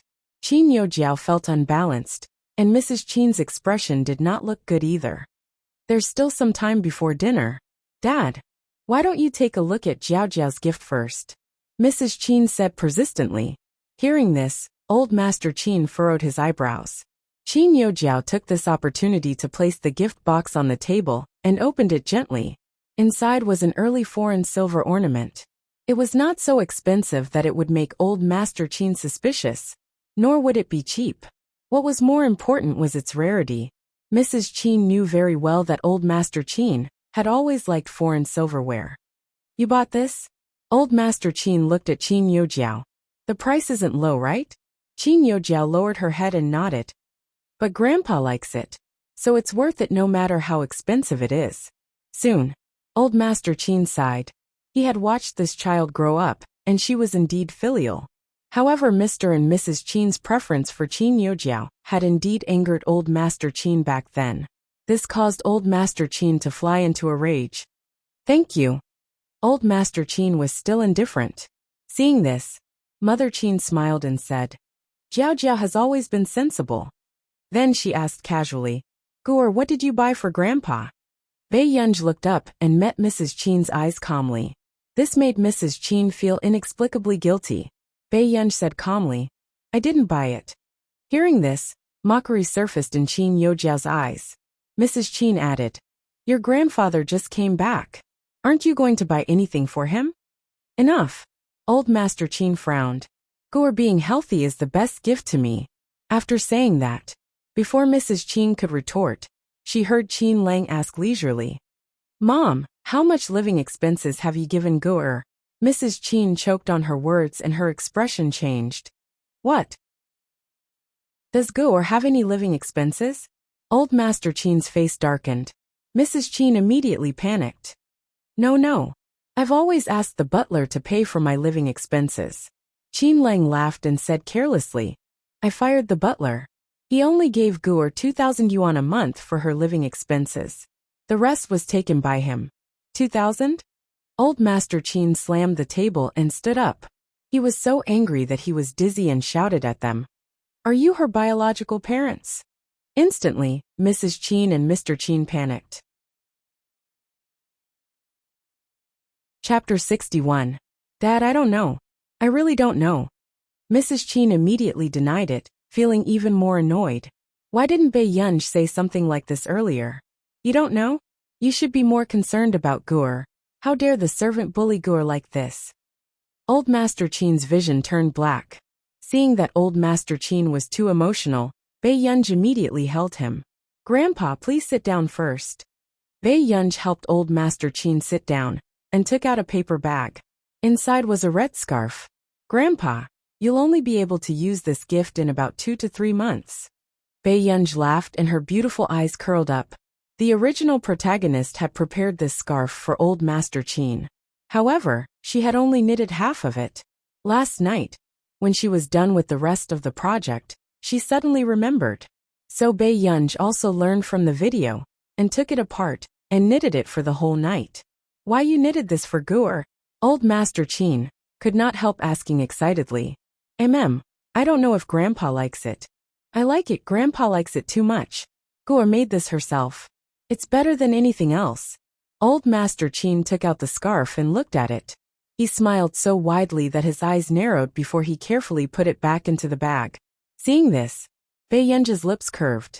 The contract with the Computing Institute had just been signed, and the 3 months' salary had not been paid yet. As for Yu Manran, she had paid the deposit first.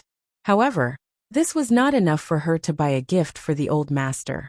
So Bei Yunj planned to make up for it on old Master Qin's birthday later. However, seeing this, Qin Youjiao's expression was terrible, and she was trembling with anger. She had given the old master a gift of 2 million yuan, but it could not compare to Bei Yunj's scarf that was less than 200 yuan. Soon, Mr. Qin apologized. Dad, this is our negligence. We didn't know this would happen. You weren't negligent, you were heartless. Even a vicious tiger will not eat its cubs. Old Master Qin's words stabbed into the Qin couple's hearts. It made their expressions turn ugly. Qin Youjiao gritted her teeth in hatred and stared at Bei Yunj darkly.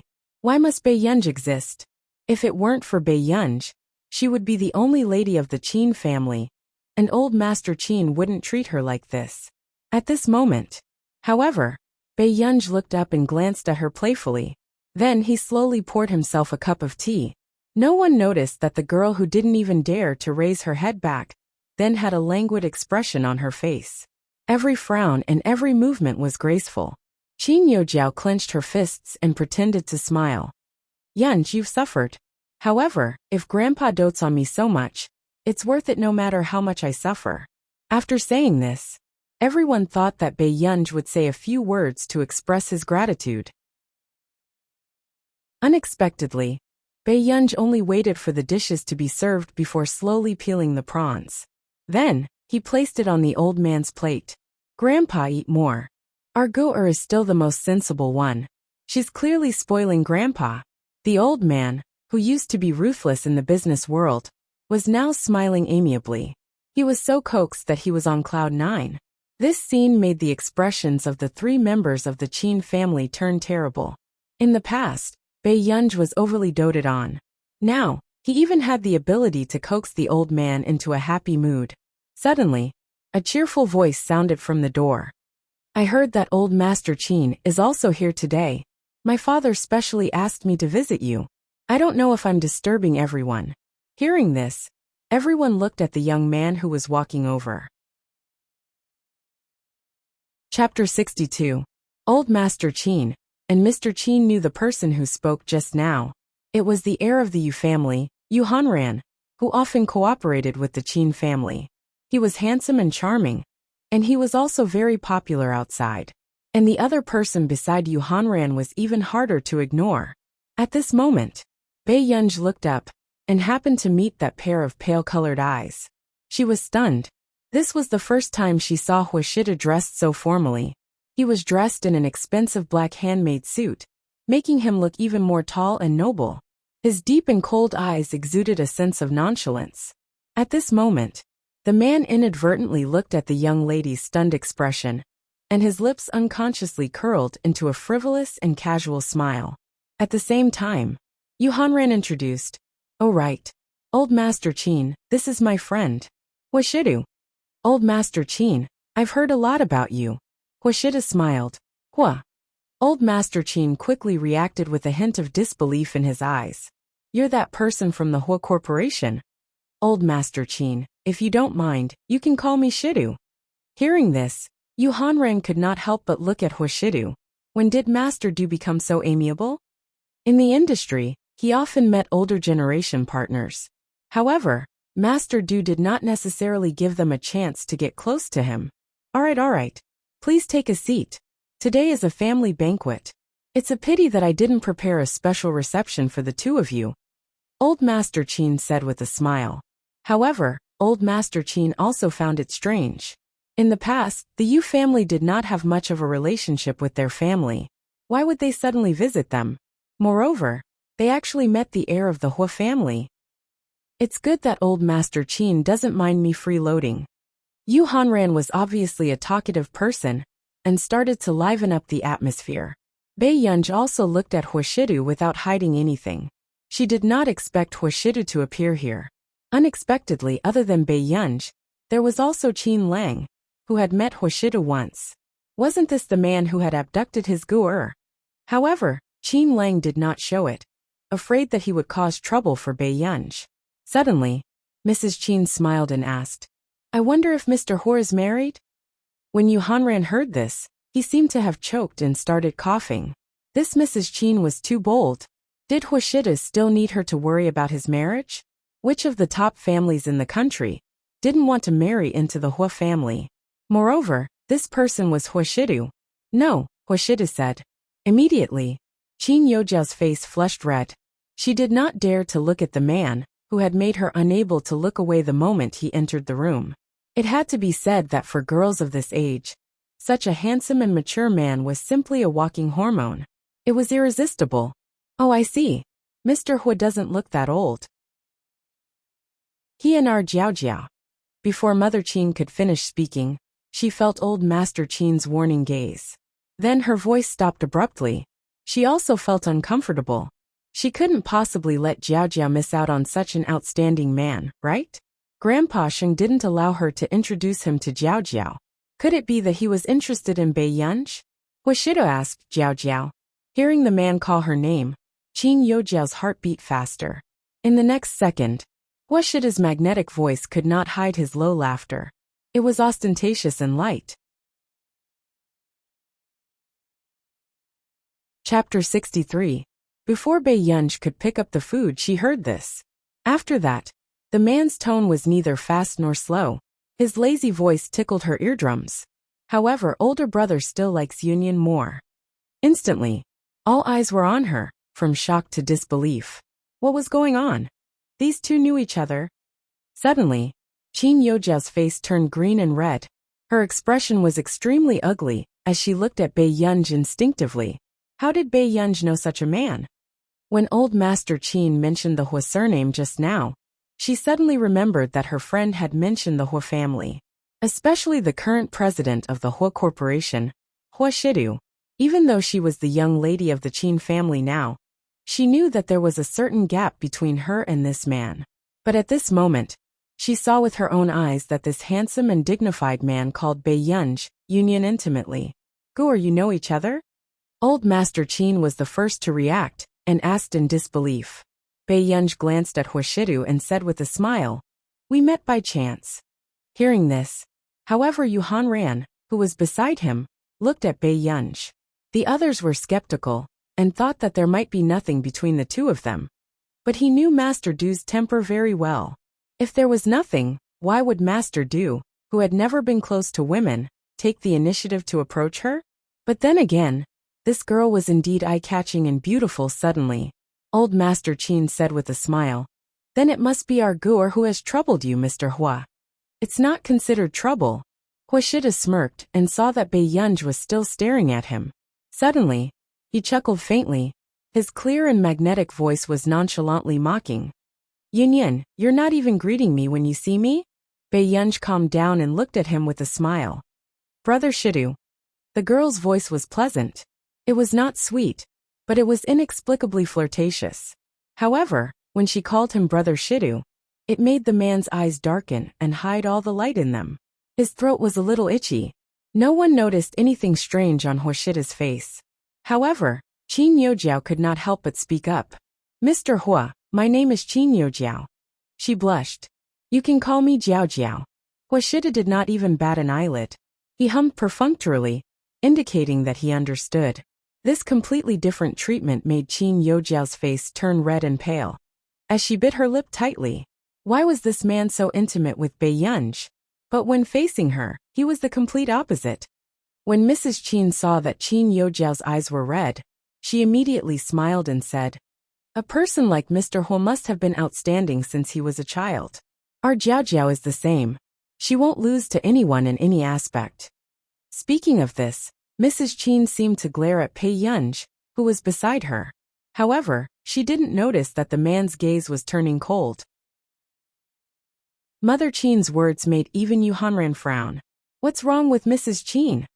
She felt that the one called Jiao Jiao was her biological daughter.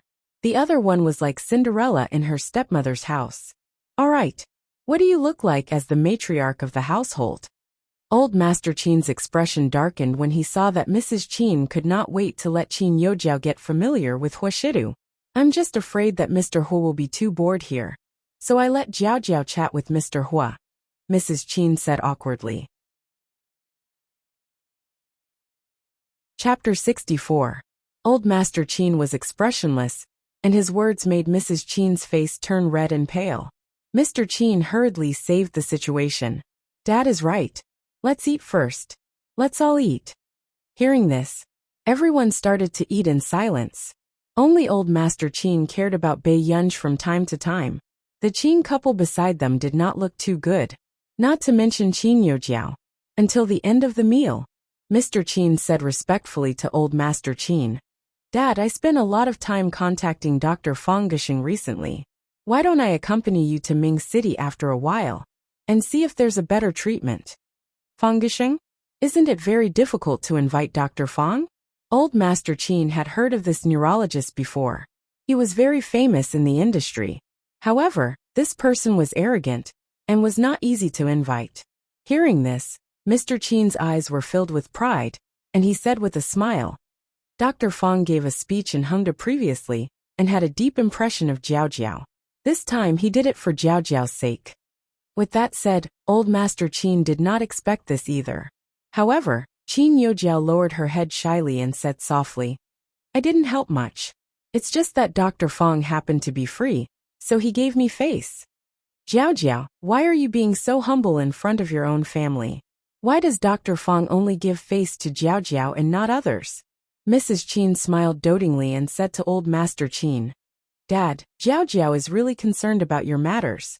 Apart from the 2 million yuan gift this time, she's also very concerned about your condition and hopes that you can recover soon. With that said, Mrs. Qin could not help but glance at Bei Yunj. Bei Yunj was sitting by the sofa, playing with her phone, and had no intention of looking up to speak. She smirked and a trace of disgust flashed past her eyes as she turned her head away. However, she did not expect this scene to be seen by the man beside her. On the other side, Bei Yunj supported her head with one hand and saw a message. Hello Miss Pei. I'm Stephen from our nation's medical institute. Then, before Bei Yunj could click agree, she saw 2 more messages. Sorry I blacklisted Marcus 2 days ago. I only saw your project today. Stephen, I really like your project. Are you willing to cooperate with me? Bei Yunj's eyelids twitched. She could tell that Mr. Stephen was quite anxious. She quickly agreed. YG. This project has been completed. If Mr. Stephen likes it, I can give you a follow-up. However, I have an important relative who needs brain surgery. I wonder if Mr. Stephen can help. At this moment, far away in an overseas research institute, Stephen's eyes lit up, and he became excited. He quickly replied to Bei Yunj. Of course. Any time is fine. However, Miss Pei, can you give me a medical record first? This was a chance to get closer to the boss. They might even be able to secretly poach people from the computing institute into their medical institute. However, after reading Stephen's message, Bei Yunj thought for a moment and turned to ask old Master Qin. Grandpa, can I have a copy of your medical record? Old Master Qin asked instinctively. Guer, why do you want the medical record? Yunj, don't mess around. Jiao Jiao invited Dr. Fang to be the attending doctor for Grandpa. Mr. Qin frowned. Chapter 65. Bei Yunj looked at him. Can Dr. Fang cure Grandpa 100%? Mr. Qin choked. Although Fang Gishing was a famous doctor in the field of neurology, he could not guarantee that he could cure Grandpa 100%. Back then, after Dr. Fang read old Master Qin's medical record, He only said that he could try his best to let old Master Qin live for a few more years. If Dr. Feng can't, why don't you let other doctors try? Bei Yunj looked at him calmly. Bei Yunj, don't treat your grandfather's life lightly. What doctor can you know? Do you not even know about quacks without a doctor's license? Are you comparing yourself to Dr. Feng? Enough. Old Master Qin's face was livid as he glanced at them coldly. When Mrs. Qin moved her mouth and could not say a word, Old Master Qin asked the butler to bring the medical record over. Old Master Qin took the medical record and walked to Bei Yunj. He handed it to her and touched Bei Yunj's head. Old Master Qin's face was full of affection. Guor is a filial child. Grandpa understands. Bei Yunj was stunned for a moment. She took the medical record, and the corners of her lips gradually curled up. Grandpa, don't worry. A dark glint flashed across her beautiful eyes, but her tone sounded like she was joking. As long as there is a 1% success rate, even if I have to go to the gates of hell, I will drag you back. Not many people took her words seriously. However, Old Master Qin's eyes were red. He reached out and hugged Bei Yunj. At his age, he was not afraid of death. The only thing he was afraid of was that Guor was not doing well. Old Master Qin laughed and hid the tremble in his voice. Okay, Grandpa hasn't seen Guor get married yet. I can't bear to leave. Hearing this, Yu Hanran instinctively looked at Huashidu beside him. He saw Huashidu standing at the side. His well-defined hand tugged at his tie impatiently, and the tip of his throat moved. His usually lazy pale-colored eyes were filled with coldness and unreadable emotions. His aura was even more oppressive. Huashidu had guessed that Bei Yunj was not favored at home. Otherwise, she wouldn't have hugged a strange man's neck and asked him to take her away instead of going back with her brother. But what he didn't expect was that the Qin family's situation was worse than he had imagined. If it weren't for the fact that old Master Qin was around and didn't need his protection, he would probably have taken the little girl away. Stephen was still waiting. Bei Yunj roughly finished reading the medical record and translated it briefly for Stephen. She also sent him the CT scan taken at the hospital. It was daytime in Countryar now, so the results would probably be out soon. Bei Yunj knew that old Master Qin's condition had worsened. The longer they delayed, the more dangerous it would be. However, not long after Bei Yunj uploaded the video, Stephen quickly replied. Stephen, this surgery is not a problem, but it must be done as soon as possible. Also, Miss Pei, send me the complete medical record tomorrow. Bei Yunj unconsciously heaved a sigh of relief. She smiled and continued to chat with him. YG. Alright, thank you, Mr. Stephen. YG. When will Mr. Stephen be free?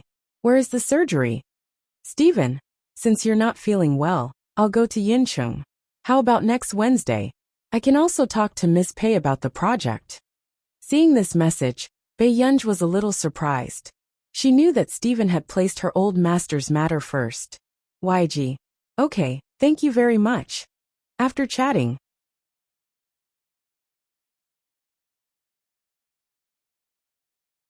Chapter 66. After Bei Yunj regained her senses, she asked, Brother, why are you here? It's noisy inside. The man was tall and had long legs. His exquisitely tailored black suit made him look lazy and dignified. Just a casual glance from his pale-colored eyes could make one's legs turn weak. This was a mature aura that the boys in school could not compare to. Child, were you adopted? The man leaned closer and sized her up carelessly. His magnetic voice was low and sexy. No.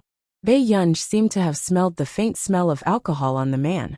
She hesitated for a moment. Brother, did you drink? Before she could finish speaking, she was interrupted by a voice not far away. Jiao Jiao, don't go. What will happen to Mom if you leave? Qin Yojiao ran out of the hall crying and accidentally fell to the ground. Mrs. Qin chased after her anxiously. She hurriedly helped her up, her eyes filled with heartache. Jiao Jiao, did it hurt? Mom, I'm not from the Qin family. I'm an outsider. Qin Yojiao sobbed. Mrs. Qin hugged Qin Yojiao. No, Jiao Jiao will always be my only daughter. Jiao Jiao, Dad raised you for 19 years. How could I treat you as an outsider? Mr. Qin had always been calm, but he also showed his nervousness towards Qin Yojiao. Not far away, this scene of family harmony was reflected in Bei Yunji's eyes. Bei Yunji was still smiling, but her smile did not reach her eyes. But she did not notice. The man's eyes were dark and unreadable. His gaze was calm, but inexplicably aggressive.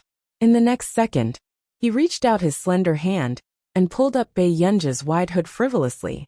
Before Bei Yunji could react, the hood covered half of her face. Her vision was covered immediately. She only heard the man's casual voice. It was a little magnetic, but also a little seductive. "What are you looking at?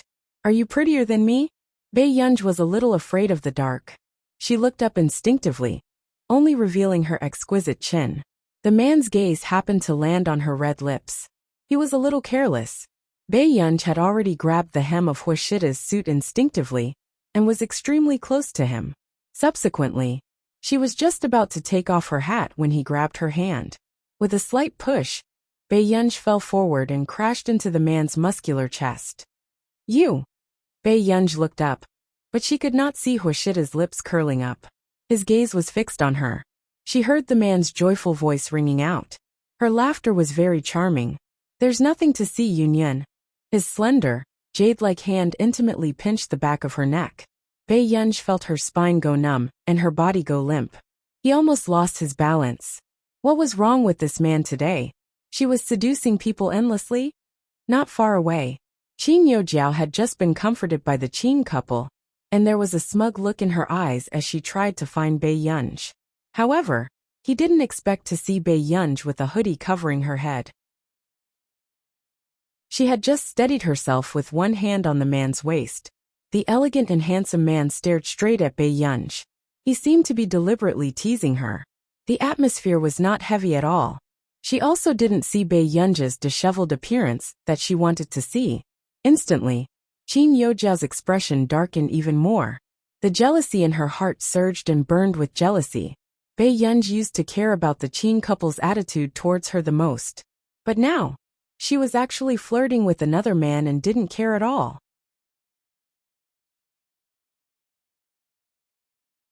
Chapter 67. Over here. Before Bei Yunji could take off her hat, she heard the man's lazy voice. "Yunyan, don't keep touching my waist secretly." Bei Yunji had just taken off her hat and was about to speak when she met the man's light eyes so closely for the first time. She knew that the man's eyes were good-looking, and the corners of his upturned eyes were charming. They should be filled with affection. However, there was only indifference and coldness in his pale-colored pupils. They were like the cold moon hanging high in the sky. Instantly, Bei Yunji's anger dissipated. This type of abstinent, refined scum was completely her type of sniper. However, Huashida looked at the little girl in front of him. She gradually calmed down and looked at him without hiding anything. She was straightforward and bold. "Why are you looking at me in a daze?" Huashida laughed lazily and scratched her chin with his slender hand. It was no different from playing with a cat. Bei Yunji was about to speak when old Master Qin's voice sounded from behind. "Why all of you are trying to anger me to death?" Bei Yunji turned around instinctively and saw Qin Lang supporting old Master Qin out. The old master's expression did not look too good. Seeing this, Bei Yunji was about to walk over when she was stopped by Huashidu. "Yun, older brother has something to tell your grandfather. Can you wait for me in the car first?" Bei Yunji froze for a moment. She glanced at the situation and suddenly regained her senses. Huashidu probably didn't want her to look at Qin Yojiao and the rest on purpose just now. She suppressed her thoughts and took the keys from Huashidu. Soon, in the hall, old Master Qin started to reprimand the Qin couple with a cold expression. "What the hell are you doing? Guer isn't your daughter and you didn't even announce it? Why are you hiding this from me? Do you think that I won't live for another year or two anyway?" Hearing this, Mr. Qin looked flustered. "Dad, it's not like that." "If it's not like that, what is it? Is this how you treat my granddaughter?" Thinking of how nervous this couple was when they ran out just now to comfort Qin Yojiao, old Master Qin wanted to chase them out. "She's not your biological daughter. You value her more than anything else." Old Master Qin's face was livid. Mother Qin pursed her lips and said unwillingly, "Dad, you can't be so biased. Bei Yunji is your granddaughter. And you watched Jiao Jiao grow up. That still can't compare to my own granddaughter. At this point, old Master Qin seemed to be too angry and clutched his throbbing heart. This scene made Qin Lang nervous again. Grandpa, are you all right? When they were inside, old Master Qin had almost fainted from anger, giving Qin Lang a fright. Dad.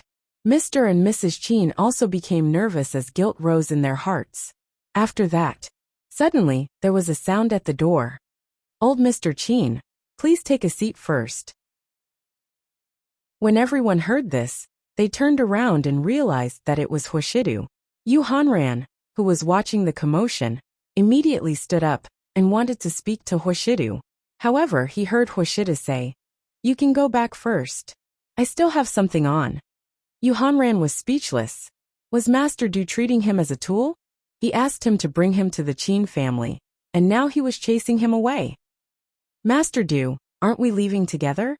Yu Hanran said with a thick-skinned smile. Hearing this, Huashidu glanced at him indifferently.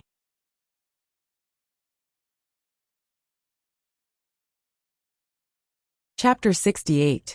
After Yu Hanran left, Mr. Qin, who was beside him, said hesitantly, "Mr. Huayu, I came in a hurry today and didn't have time to choose a gift." Huashidu's tone was neither fast nor slow.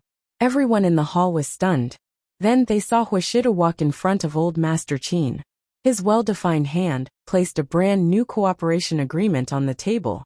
"This is my gift to Yunyan." With that said, Mr. and Mrs. Qin's expressions changed. On the other hand, Qin Youjiao, who had not dared to make a sound and had hatred in her eyes, turned pale and bit her lip tightly.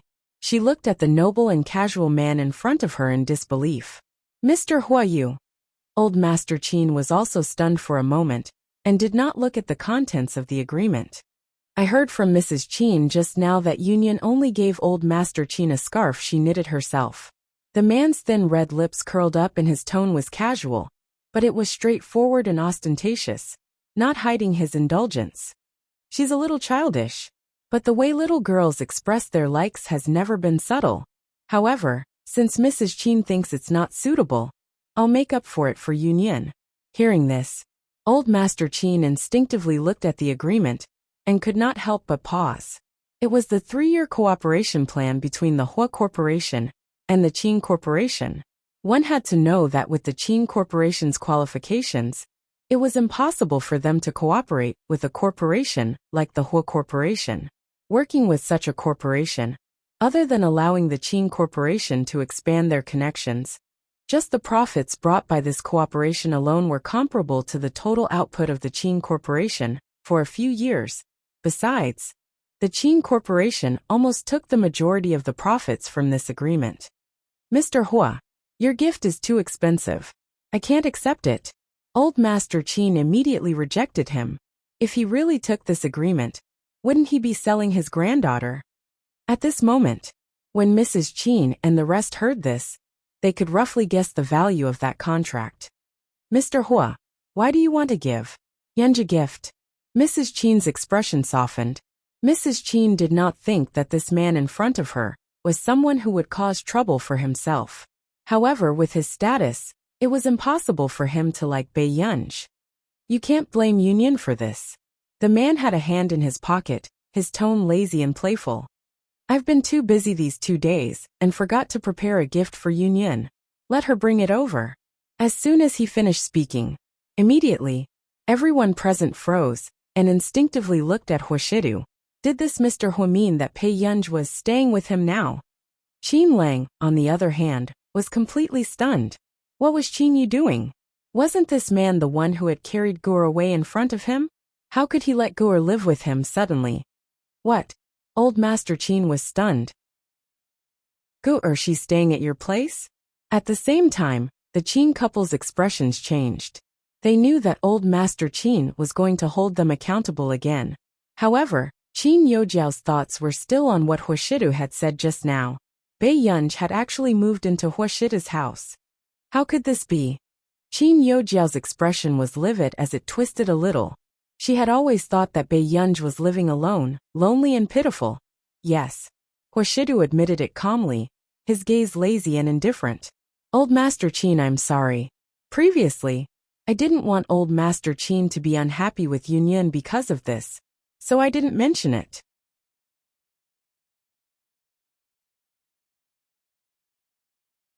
Chapter 69. After that, he glanced at Mr. and Mrs. Qin and snorted ambiguously, his lips curling up. But if Yunyan is happy staying here, she won't run out alone at night. Hearing this, old Master Qin's heart ached for Beiyunj. He glanced at Mr. and Mrs. Qin with a dark expression. In the end, he took a deep breath and suppressed his anger before he turned to look at Huashidu. Thank you, Mr. Hua, for taking care of Goer during this period of time. However, will it be too troublesome for you in the future? Old Master Qin was still worried. After all, Beiyunj was a girl, and it was not good for her to stay in a strange man's house. Yunyan isn't troublesome. Huashida's words made old Master Qin pause for a moment. After a while, he could not help but size up the man in front of him. He was good-looking, the heir of the Hua family, and an unreachable elite in everyone's eyes. It could be said that he was impeccable. It was no wonder that Mrs. Qin would think of a way to get Qin Youjiao and Huashida together. After that, as expected, Mother Qin opened her mouth. Yunj is a girl after all. It's not convenient for her to stay at Mr. Hua's place. Why don't we let Yunj go back? I think it's quite good to stay at Mr. Hua's place. Old Master Qin interrupted calmly. He still had to think for Goer. In the future, if he was no longer around after a year, Goer would have someone to protect her. Dad, but it's not like our Qin family can't afford to raise her. How can she stay in someone else's house? Mrs. Qin's expression did not look too good. We can afford to raise her, but her biological parents are worse than her step-parents. Old Master Qin chuckled. Ignoring how terrible Mr. and Mrs. Qin's expressions were, he said to Huashidu with a smile, Mr. Hua, in that case, Goer will have to trouble you in the future. However, you should take this agreement back first. It's too expensive. If old Master Qin really minds, you can treat it as a gift from Yunyan. Huashida's thin lips suddenly curled up. However, I also want to ask old Master Qin for a promise on behalf of Yunyan. What promise? Old Master Qin asked. In the next second, Huashida's low and magnetic voice sounded slowly. Yunyan is one of the 4 heirs of the Qin family. One of the 4 heirs. Other than the 3 older brothers, Beiyunj had to be the only heir. Shortly after, the Qin couple's faces turned pale. Qin Youjiao's nails dug into her flesh. Her eyes widened in disbelief as she trembled all over. Everyone could tell who Huashida was doing this for. Dad, Jiao Jiao has been with us for so many years.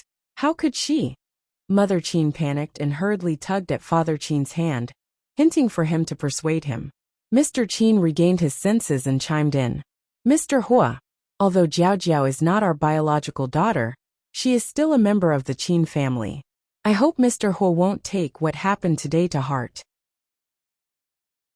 Yes, actually, Jiao Jiao's personality is also very good. If Yunj said anything to you, Mr. Hua, it's not true. Mrs. Qin hurriedly explained for Qin Youjiao. Does Mr. Hua also think that I snatched all of this from Beiyunj? Qin Youjiao asked. She bit her lips again with a stubborn look on her face. Huashida glanced at her indifferently, looking lazy and casual. Seeing this, Qin Youjiao shut her mouth inexplicably, not daring to speak again. Next, did she agree to let you take it? Chapter 70. In that instant, Qin Youjiao's face was pale and her lips trembled slightly, but she could not say anything. Huashida had just returned when he saw Beiyunj, sitting by the front passenger seat with her head propped up. Brother? Beiyunj saw Huashida very quickly and asked, Did you drink? Sang-su will come and drive later. With that said, Beiyunj opened the car door, as if she wanted to sit in the back seat with him and ask him something. He smirked silently and opened the back door, letting Beiyunj get in first. Within moments, Huashida sat beside Beiyunj and closed the car door. The atmosphere in the car was silent, but it was not awkward. Beiyunj quickly interrupted the atmosphere. Brother, where did you go just now? She asked again. Did you tell my old master that I'm staying with you? Hoshida tugged at his tie impatiently and threw it aside. He loosened 2 buttons and leaned against the seat lazily. His long legs were crossed casually, and he looked refined and indifferent. Why? Bae-yunj could not help asking. Hearing this, the man looked up slightly and stared straight at her with his pale-colored eyes. In the next second, the man's low and magnetic laughter made his sexy Adam's apple move. It was pleasant and sexy. It's not easy to raise a young lady. I got some fees from the old master. Bae-yunj's eyelids moved slightly. What did the old master say? His tone was casual. He told you to listen to me and study hard. Don't fall in love early. Got it. After Bae-yunj finished speaking, she could not help but look at Hoshida. She had a feeling that there was something wrong with this man's condition today. Usually this man liked to tease her, but it was not like today. His lazy appearance looked seductive from the bottom of his bones. He was inexplicably frivolous and lazy, making her blush and her heart race. He looked like a refined scum. The next morning, before Bae-yunj woke up, she heard movement at the door. It sounded like a woman's voice. Then she frowned, but before she could react, the door was suddenly opened. Master Du, I've brought you breakfast. How long do you want to arrange Mrs. Tutoring? A woman's voice entered the bedroom, bringing with it a strong smell of perfume. It directly covered the original aura of the bedroom. Immediately, Bae-yunj didn't feel sleepy at all. She rubbed her eyes with her palms, and the coldness and irritation in her eyes disappeared in a flash. At the same time, the woman walked in and placed the tray on the table in a virtuous manner. Then she turned to look at the bed with a smile. However, at this time, she did not see the man she expected to see. All he saw was the person on the bed, her fair and tender arms, as well as her soft jet-black hair. In an instant, the woman's expression changed, and she looked at this scene with an embarrassed expression. How could it be a woman? This room, this decoration, it was clearly a man's room. Without waiting for the woman's expression to ease, the person on the bed slowly sat up, revealing her bright and charming face. Bae-yunj lazily put on her slippers and stood up. Her legs were slender and fair under the nightgown. Tutor me. Bae-yunj laughed and asked again. In an instant, the woman's face turned red and green. She forced a smile. Yes, Mississippi. It was not easy for her to fight for the opportunity to be a tutor at Master Du's house. At first, she thought that Master Du's sister needed tuition.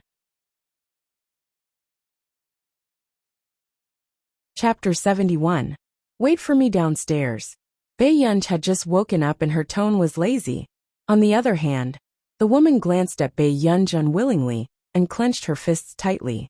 She had also graduated from a prestigious university, and her appearance and family background were not bad. She actually had to tutor a high school student who was being supported by a mistress. The woman did not think that this overly good-looking girl in front of her would have any shocking background. Don't you understand what I'm saying? Bae-yunj glanced at her with a faint smile. Instantly, the woman shivered inexplicably and left the bedroom immediately.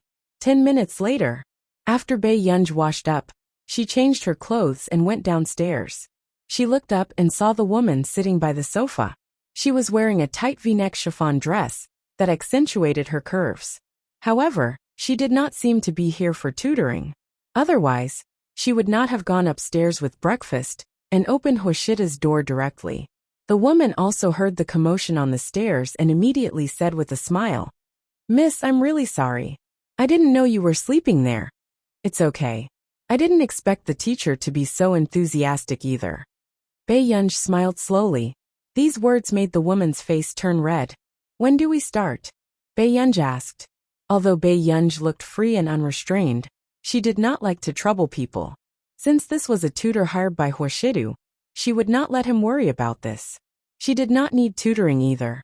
You can start after you're done with breakfast, the woman said with a fake smile, but she could not help feeling jealous. How could such an ignorant little girl attract Master Du's interest? However, now that she could stay here, she would definitely have a chance to see Master Du when that time came. Master Du would know the benefits of a mature woman and would not like such an insensible little girl.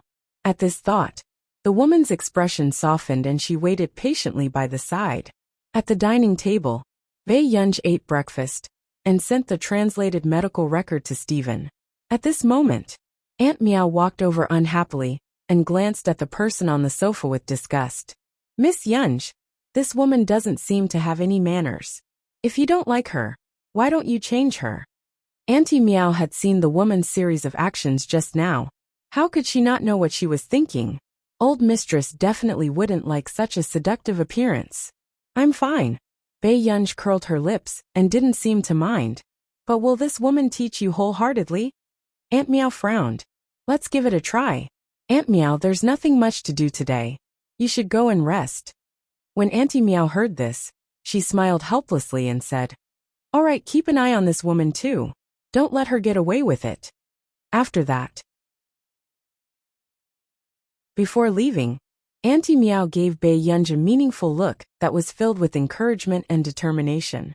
Bae Yunj's chopsticks paused. Question mark. By the time Bae Yunj finished her breakfast, more than half an hour had passed. Beside the coffee table in the hall, the woman asked Bae Yunj to take out her books first. The moment she opened the exercise book, she saw that it was filled with mistakes. It was a tragic sight. A trace of sarcasm flashed past her eyes. Her face was not bad, but she was indeed an idiot. Then the woman smiled, her tone filled with disdain. Miss, it's very difficult for you to learn well with your foundation. So I will be more strict in the following tutoring. I hope you can cooperate as much as possible. Chapter 72. When Bae Yunj saw this, the corners of his lips curled up, but his smile did not reach his eyes. Teacher, I think you might have misunderstood something. The sarcasm on the woman's face froze. After that, she then heard Bae Yunj say playfully, Whether I learn it or not depends on your ability. The woman could not hold back her expression. If you don't learn, how can I teach you? How's your daily salary? Bae Yunj asked unhurriedly. Instantly, the woman pursed her lips and could only stare gloomily at Bae Yunj. Her daily salary was more than 10 times the market rate. Hence, even if it was not because of Master Du, this job was still very tempting. Bae Yunj's beautiful eyes curled up and became even gentler. So teacher, you'd better be obedient. The woman accidentally met Bae Yunj's eyes, but for some reason, she felt a chill run down her spine. In the end, the woman did not dare to let Bae Yunj copy it. Instead, she held the exercise book and thought that Bae Yunj did not know anything. So she explained randomly. Until noon, Auntie Meow went to look for Bae Yunj for lunch. Only then did the woman sneak out of the door and called Sung Soo to complain about Bae Yunj. In the company, after hearing this, Hoshida did not even lift his thin eyelids. His tone was indifferent. Change a tutor. When Sung Soo heard this, he could not help but look at Hoshidu. If this had happened to the little young master, he would have probably been punished. But if it was Miss Pei, she would remove him from the tutor? Master Du, why don't we change to a better-looking male tutor? Sung Soo thought that he was smart. Girls will be more obedient to good-looking men. The man's eyelids twitched slightly. His sneer was a little cold and indescribably dangerous. You know how to cater to her interests. Sung Soo's scalp went numb, and he immediately sobered up. He immediately changed his words. Actually, Miss Pei is easily tempted at her age. I think it's better for a female tutor. Hearing this, Hoshida glanced at him indifferently. The pressure he felt was overwhelming. The man lowered his eyes. Sung Soo had just heaved a sigh of relief when he heard him say casually, Come back with me later. When Sung Soo heard this, he understood that Hoshida wanted to go back and visit Bae Yunj. Yes. Afternoon. Bae Yunj continued to be tutored, but the woman was obviously absent-minded and made a few mistakes. Suddenly, the woman glanced at the figure outside the door, and her eyes lit up. She immediately turned to look at Bae Yunj. Did you understand the question just now? Bae Yunj had just finished replying to the message from the Computing Institute and glanced at the question. Her tone was perfunctory. Yes. Then tell me about it. A strange light flashed through the woman's eyes. Who knew? Bae Yunj raised her eyebrows. You don't know how. At this moment, Hoshidu and Assistant Sung, who had just walked in, heard this conversation. Assistant Sung's eyelids twitched. With Miss Pei's attitude, Master Du might even fill up little young master's classes. Miss Pei, I've just explained this question. With your attitude, it's useless even if I explain it 100 times, the woman said aggrievedly. Bei Yunj did not speak. From the corner of her eye, she saw the man walking over. Brother. Bei Yunj's eyes curved and her gaze was very clear. Why are you here? Even if he was angry, he had to calm down when he saw this harmless appearance. You don't understand the question? Huashida walked to Bei Yunj's side. Before Bei Yunj could speak, the woman explained. It's Mrs. Attitude that's not right.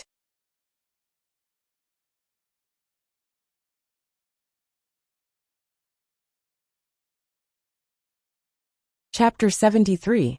Bei Yunj glanced at her. The woman averted her gaze, but quickly looked up and met Bei Yunj's eyes, looking smug. Who knew? The next moment, the man's tone was light. Sung Su, settle her daily salary. You don't have to teach her in the future. Instantly, the woman's expression changed, and she looked at Huashidu.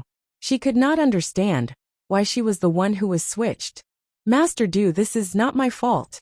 The woman sounded aggrieved. Huashida's gaze shifted away from the exercise book. Which question were you teaching her just now? The woman said.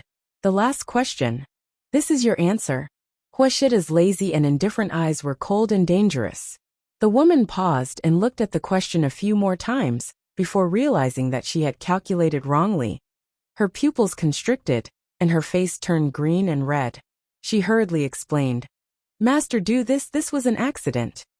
Huashidu picked up the cigarette box at the side, and sat by the sofa casually. His voice was low and magnetic. Child, go upstairs first. I want to talk to you later.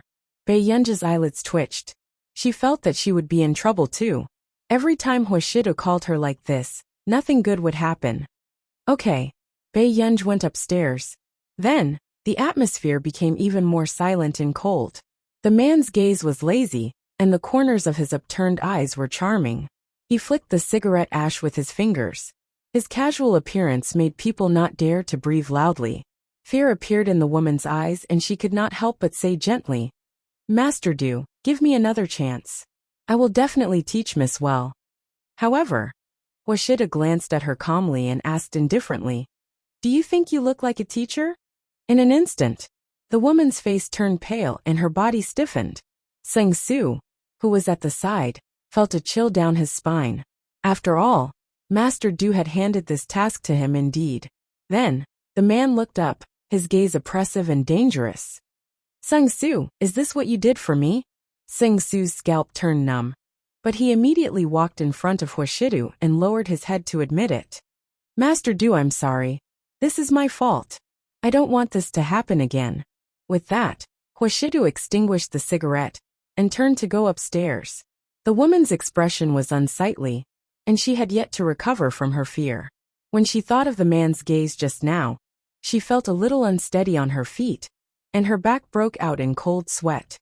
All right, it's time for you to leave. Sung Su's voice interrupted her thoughts, and she heard him say coldly, Anyone with a brain would know whether or not to tell anyone about what happened here. The woman's face was pale, but her body was still trembling. I understand. Second floor. Bei Yunj supported her head with her hands, and began to do her homework with a strong will to survive.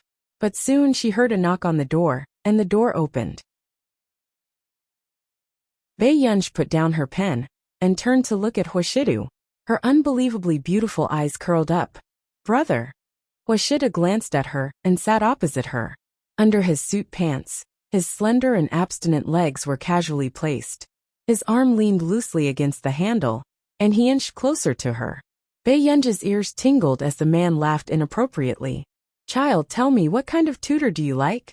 The man's posture was a little casual and bad, but Bei Yunj could feel that this question was not easy to answer. It was like a fatal question. A moment later, I like someone like brother.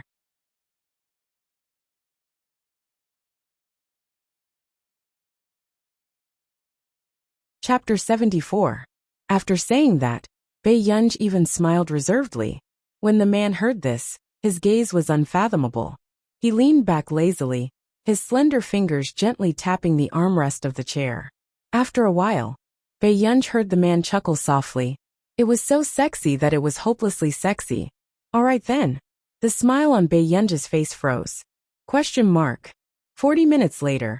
What corporation? Bei Yunj sat on the sofa in the president's office. There were several homework books on the coffee table, and a pen in her hand. There was also a bottle of milk beside her. The corners of Bei Yunj's mouth twitched. She could not help but look up at the man in the office. At this moment, Huashida happened to be having an impromptu video conference. The higher-ups on the computer screen could feel the pressure from their president through the screen. The atmosphere was tense. Suddenly, Huashida heard a sound not far away. He turned around and saw Bei Yunj picking up a pen. Looking at her bright eyes with a complicated expression, the man's thin red lips curled up imperceptibly. She was still a young lady after all. However, at this moment, the higher-ups who saw Huashida's expression widened their eyes and looked at this scene in disbelief. They could not hear the commotion over there, but they could see President Hua's expression clearly. President Hua actually smiled. Why did they feel an inexplicable sense of doting? This smile was too charming. The female higher-ups all felt that their young hearts had been attacked for a long time. However, not long after, everyone suddenly realized that their president's background was the office. Wait a minute. Could it be that President Hua brought her to the company? Suddenly, Huashida's low voice sounded. We can begin. Instantly, everyone came back to their senses and extinguished their gossipy hearts. They would find out sooner or later. But no one dared to be so reckless in President Hua's meeting. Not long after, the meeting began. Bei Yunj looked at the topic on the booklet, and her eyelids twitched. Inadvertently, she looked up and saw Huashidu. She looked at the man's handsome and noble eyes. He was less careless, and was holding a meeting in a refined and serious manner. Bei Yunj could not help but take a few more glances. Shortly after, a few minutes later, Huashidu also felt the gaze from the side. He listened to the report from the higher-ups and glanced at Bei Yunj. Seeing how serious she was, the man's gaze was fixed on her. His low and hoarse laughter tickled her ears. What's wrong with Yunyan? Don't keep staring at me. Bei Yunj. In an instant, for the first time, Bei Yunj felt that her ears were a little warm.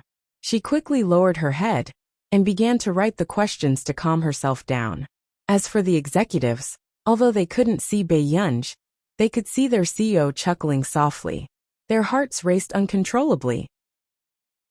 Was President Hua trying to provoke her hormones today? His HP bar had been emptied. Seeing that Bei Yunj had started to do her homework obediently, Huashida turned around and spoke in a lazy and cold tone. Continue. Okay, President Hua. The higher-ups' feelings today could no longer be described as complicated. They had never thought that their CEO, the flower of the mountain, would be so flirtatious in private. That lazy tone seemed to be intentionally or unintentionally seductive, making people blush uncontrollably.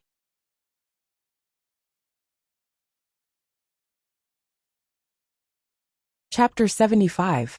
After the meeting, seeing that Bei Yunj was doing her homework, Huashida stopped teasing her. But not long after, Bei Yunj suddenly received a call. She glanced at Huashidu, who was working. She walked to the door. What's wrong? After Bei Yunj answered the call, she asked slowly, B student Pei, have you gone online? Chu Zhixing's expression was extremely ugly when he saw those comments online. Student Pei was such a good person. Why should she be ridiculed like that? What happened? A dark look flashed past Bei Yunj's eyes. Seeing that Bei Yunj really didn't know about this, Chu Zhixing gritted his teeth. Everyone on the internet is saying that you're the daughter of the Qin family. Besides, the comments aren't very nice. Actually, more people on the internet were saying that Bei Yunj was the illegitimate daughter of the Qin family. However, the Qin family deliberately covered it up, so Bei Yunj took advantage of it. And such a thing could be discussed by the public. Of course, it was because someone deliberately released the news to control the popularity. As for the person who did such a thing, other than Qin Youjiao, no one else would do it. After all, Old Master Qin had just forced the Qin couple to publicly acknowledge their daughter yesterday. Today, bad news about her started to appear. You're quite capable. Bei Yunj snorted and leaned against the wall lazily. Ha! Chu Jixing was confused and didn't know what Bei Yunj was talking about. I got it. Thank you. Bei Yunj's red lips curved, looking calm. You're welcome, Chu Jixing said worriedly. Student Pei, let the Qin family settle this quickly. He saw that Qin Youjiao's fans had gone crazy and were insulting Bei Yunj everywhere. They accused Bei Yunj of snatching Qin Youjiao's things. They even dug out a lot of Bei Yunj's information and compared it with Qin Youjiao. They mocked her sarcastically. There was a huge difference between a pheasant and a phoenix. The Qin family? Bei Yunj laughed ambiguously, but there was no smile in her eyes. I got it. I'll hang up first. Okay. Chu Jixing nodded. Not long after, Bei Yunj hung up the phone and went back to her office. Brother, can you lend me your computer for a while? Bei Yunj suddenly asked. Washida looked at his watch. Bei Yunj had been writing for more than an hour just now. The man nodded. Is a notebook okay? Anything is fine. Bei Yunj sat beside Huashidu and looked at him with a smile. Seeing this, the tip of the man's throat rolled, overflowing with a faint chuckle. He placed the notebook in front of Bei Yunj. After the break, I still have to continue writing, the man said casually. Bei Yunj. Okay. Within a few minutes, Bei Yunj logged into the social media app and saw the entry at the top of the list. Hashtag Qin family Bei Yunj. Hashtag her beautiful eyes curled up, but there was no emotion in her eyes. After clicking on it, she roughly flipped through the content.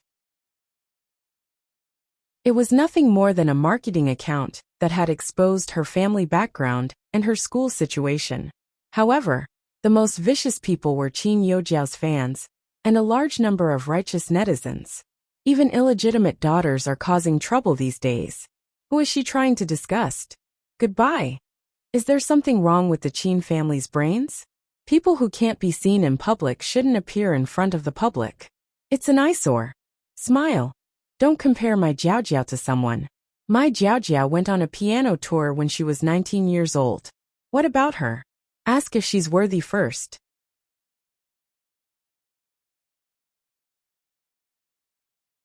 Chapter 76. However much face Qin Youjiao can bring to the Qin family, a certain someone can bring shame to the Qin family. Congratulations to the Qin family for getting rid of the scourge. How disgusting. Do you think you're a phoenix just because you've climbed up the social ladder? Stay away from my Jiaojiao. My heart aches for Jiaojiao. The little princess who has been doted on by her brothers since she was young has to suffer this now. I hope her brothers will protect Jiaojiao well. Ugh, if you like other people's things so much, why don't you die early and be reincarnated into a good family? Smile. Bei Yunj glanced at it and saw that someone had already uploaded her photo online. However, it was a photo of the original protagonist in school before she was reborn. Because she was not confident, the original protagonist almost covered her face with black-rimmed glasses and smeared her face in a strange way. She was wearing an inappropriate school uniform and looked like a weirdo. On the other hand, Qin Youjiao's fans deliberately compared this ugly photo with Qin Youjiao's exquisite photo, causing a large number of netizens to sigh. They were both daughters of the Qin family, but the difference between them was like heaven and earth. After reading this, Bei Yunj's lips curled up as she held her chin with one hand, the back of her fingers caressing her lips gently. Not too long later, Bei Yunj typed slowly on the keyboard and sent a message to the informant. Aren't you going to consider deleting the comment and apologizing? A certain newspaper reporter, who was happy and smug because he had just gotten a few 100,000 yuan, could not help but sneer when he saw this message. Where did such a meddlesome person come from? If he didn't delete the comment and apologize, what could this person do? At this thought, he laughed contemptuously and replied to Bei Yunj. What if I don't? Smile, what kind of joke was this? Someone had sent him a few 100,000 yuan just to post such a piece of news. Why should he delete it? Then, he replied to the comments section leisurely and fanned the flames, not caring about what trouble he would cause. After all, even if the Qin family wanted to go to court with him, public opinion was on his side now. At that time, who knew who would be scolded more harshly? At this thought, he glanced at Bei Yunj's chat and laughed mockingly. Where did this idiot come from? There were so many mouths online who had the ability to care. In the office, Bei Yunj couldn't help but laugh when she saw the arrogant reply from the marketing account. Her clear and melodious laughter attracted the gaze of the man beside her. What happened? I'm fine. Bei Yunj's smile disappeared. Her slender and beautiful fingers began to dance on the keyboard. Her eyes were unfocused and emotionless. Seeing this, Washido was interested, but he did not intend to disturb the little girl from playing with the computer. 10 minutes later, a certain newspaper reporter, who was so happy that he wanted to go to the bank to withdraw money to count the money, was stunned and almost couldn't laugh anymore. What's going on? He looked at the mouse arrow on the screen and moved on its own. Then he stopped breathing. After he came back to his senses, he frantically tapped on the keyboard and clicked on the mouse. However, he could only see the arrow slowly entering his personal account, as if it was looking for something. F***CK? The newspaper reporter immediately had a bad premonition, and a chill ran down his spine. After coming back to his senses, he hurriedly made a phone call, wanting to seek help from his computer science friends. However, the next moment, the arrow on the screen suddenly stopped moving. When the reporter saw this, he was stunned for a moment. He thought that there was a bug just now, and then he heaved a sigh of relief. However, he didn't expect that before he could relax, he would see another line of words in the chat box just now.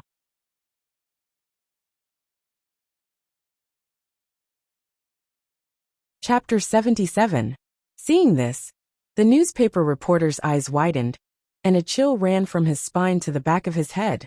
Who was this person? What was this person trying to do? Soon, the mouse arrow on the screen gave him the answer. His friend had just answered the call and asked him what had happened. However, his hands were trembling and his phone fell. He watched as the mouse arrow turned left and right slowly, as if it was torturing him on purpose. Soon, the arrow found the sign to cancel the account. At this moment, he stood up suddenly and shouted anxiously. He grabbed the screen like he was crazy and shook it with all his might. No, no, stop it now. The things on the computer table were all flipped to the ground by him. His face was pale, and he smashed the screen with all his might, but he still saw the dialog box appear. Are you sure you want to cancel your account? Then, that arrow directly clicked confirm. F***CK. The bespectacled man with a head full of feathers smashed the computer. He slumped onto the chair and rubbed his hair with all his might. His eyes were bloodshot. His account could bring him at least a few million yuan. But now he had lost his account because of a few 100,000 yuan. The bespectacled man even had the intention to kill someone, and his face was filled with despair. He had worked hard for 4 to 5 years to build up his account. Within half an hour, several big accounts that used the same article to spread rumors about the Qin family and Bei Yunj received the same greeting. At first, no one took it seriously. In the end, dozens of big accounts disappeared. Then, in the group chat of these big accounts, someone started to crazily at their friends who had not been blown up, telling them not to repost the things that were at the top of the trending searches. It was not worth it for the sake of popularity. It was not worth it to lose one's account. On the other hand, Qin Youjiao's fans and netizens who were about to fight to the end suddenly felt the abnormality at the top of the trending searches. They found that most of the big accounts had disappeared into thin air. What was going on? Many people could not help but be curious. They clicked on the list of people they followed and looked for the big accounts they followed. They found that several big accounts that they had followed before had disappeared. As for a few marketing accounts that had foresight, it was a good thing that they left a side account. However, they were all making strange movements. I'm sorry, Immortal, I was wrong, bye-bye. Let me go, brother. I apologize. I shouldn't have eaten the melon blindly. I'm turning over a new leaf. Stop staring at me. Fortunately, I have a Smurf account. Otherwise, you wouldn't be able to see me again. Don't ask me why my main account is gone. If you ask, I deserve it. From today onwards, please pay attention to social news and artists' works. Don't simply gossip. Heartbreak. The netizens and Qin Youjiao's fans were speechless. What was going on with these bloggers? Why did he look like he had been educated by society and had turned over a new leaf? After that, many people clicked on the first entry with doubts, wanting to see the comments inside. However, he discovered that it had been completely emptied. The netizens who saw this scene inexplicably felt that danger was approaching. They carefully exited the hot search and asked the bloggers what was going on. However, Qin Yojiao's fans refused to believe it and scolded her even more ruthlessly. But in the end, as soon as he sent it out, the phone automatically froze. Chapter 78. What's wrong with her? Is her phone broken? The girl who had just left dozens of comments for Qin Yojiao was instantly furious. Their fan group had even photoshopped a picture of her. They were prepared to scold that illegitimate daughter to the point of death. But at this time, she actually dropped the ball? This was too strange. The girl suppressed her anger. Seeing that the page could not be moved, she had no choice but to turn off her phone and restart it. However, a few minutes later, the girl restarted and found that she could not even click on her social media app. It was as if she had entered a period of censorship. Did I see a ghost?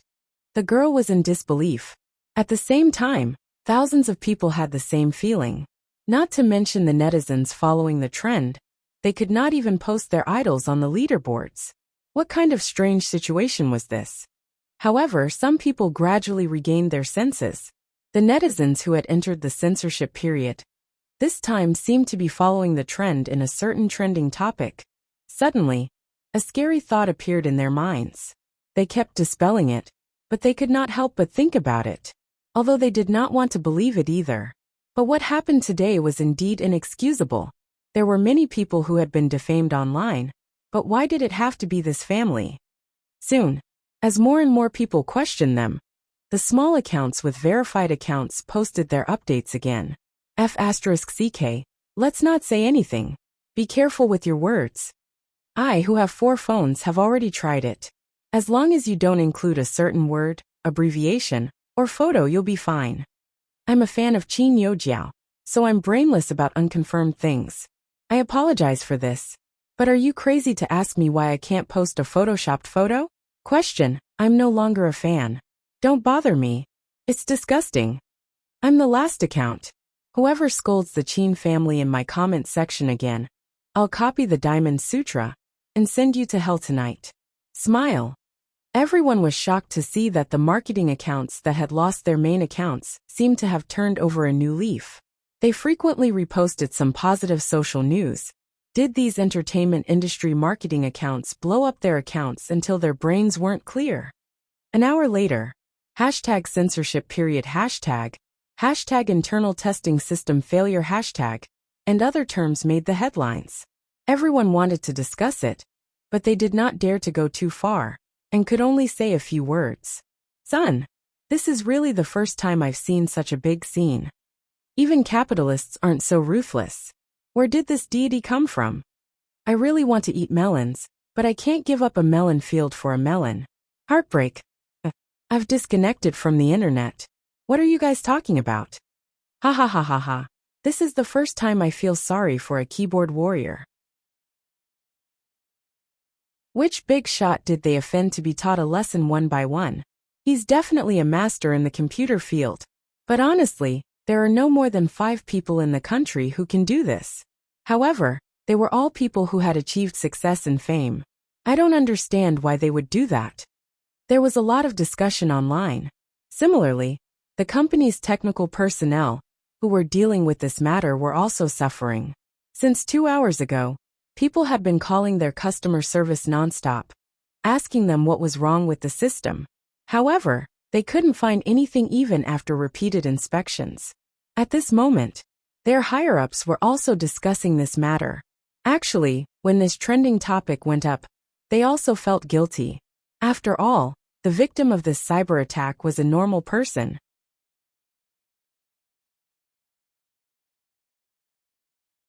Chapter 79. However, it just so happened that a celebrity had caused a scandal during this period of time, and the higher-ups wanted them to find a way to suppress it. Therefore, they turned a blind eye to the affairs of this ordinary person. After all, she was just an illegitimate daughter of a wealthy family. However, no one expected that the hot search of an illegitimate daughter would end up in this state.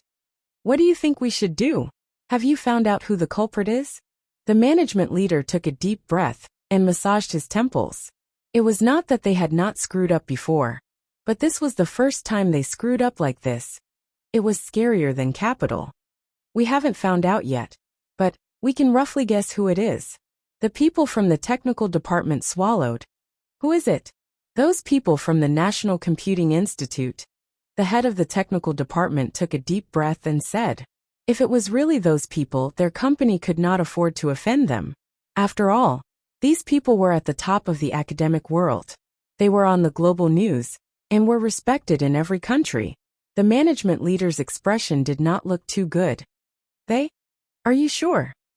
In fact, they were partly responsible for this matter, and it was difficult to pursue the matter. However, who would be able to take this lying down after such a huge mess was created? However, if it was really those people, they had to take it lying down even if they did not want to. Apart from them, where else can there be so many high-end talents in the country? The head of the technical department smiled bitterly. At the same time, in the corridor, Bae-yunj called Marcus. Not long after, Marcus picked up the call and asked, overwhelmed by the favor, Miss Pei, why do you have time to look for our computing institute? Usually, he was the one who called Bae-yunj. I seem to have caused some trouble. Bae-yunj raised her beautiful eyebrows and her tone sounded harmless. Deputy Director, what should we do? Marcus was speechless. He should not have had any expectations of Bae-yunj. Marcus took a deep breath. What happened? He was a calm deputy director. It was okay. He could handle it. I made the headlines, Bae-yunj said gently. However, when Marcus heard this, he almost fainted from anger. He knew that this person dared to hack the website of their computing institute. There was nothing she could not do. However, afterward, when Marcus asked about the cause of the incident, he gradually became furious. Their precious member, who was treated like a golden nugget, was actually hacked by the entire internet. One had to know that in their country, talents like Bae-yunj were heavily nurtured and protected. This kind of bad news would be monitored by the higher-ups and would not allow these protected targets to be harmed in any way. I told you to immigrate, but you didn't. Do you know how well we treat our researchers? Marcus said angrily. Bae-yunj's attitude towards Marcus was not as cold as before. Instead, she laughed.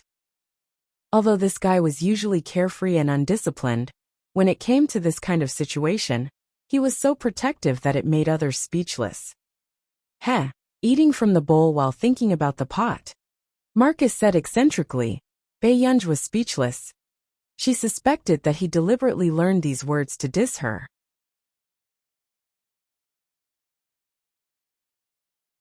Chapter 80. There were more and more rumors about the headlines outside.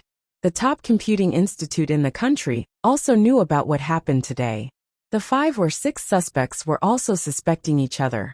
In fact, a few minutes later, everyone immediately locked onto the target. Was it you? Was it you? You little brat. How dare you smash other people's headlines? The bureau chief roared angrily and slapped the back of the young man's head. The young man hugged his head, feeling wronged and afraid. He retorted in disbelief. Old master, can you be reasonable? Why must it be me? He really didn't do anything. Why are they suspecting me all of a sudden? You're the youngest person in the institute. You're the only one who chases celebrities. Thinking of this, the bureau chief with gray hair picked up the broom beside him and chased after him. How dare you quibble? How dare you say it's not you? The young man who had been beaten up felt extremely wronged. In the end, he hid in the office and held the door, not letting the bureau chief in. What kind of suffering was this? He was sitting at home, but trouble came from the sky? The young man didn't forget to struggle. It really wasn't me, old master. The female celebrity I like isn't this either. Moreover, the person who was attacked online this time is a normal person. I don't know her at all. The bureau chief's anger had mostly dissipated, but he was still skeptical. Although this fellow had never done anything particularly unscrupulous in the past, He had never done anything particularly reckless. But other than him who was unruly, it was impossible for the rest of the people in the institute to do that. If it wasn't you, who else could it be?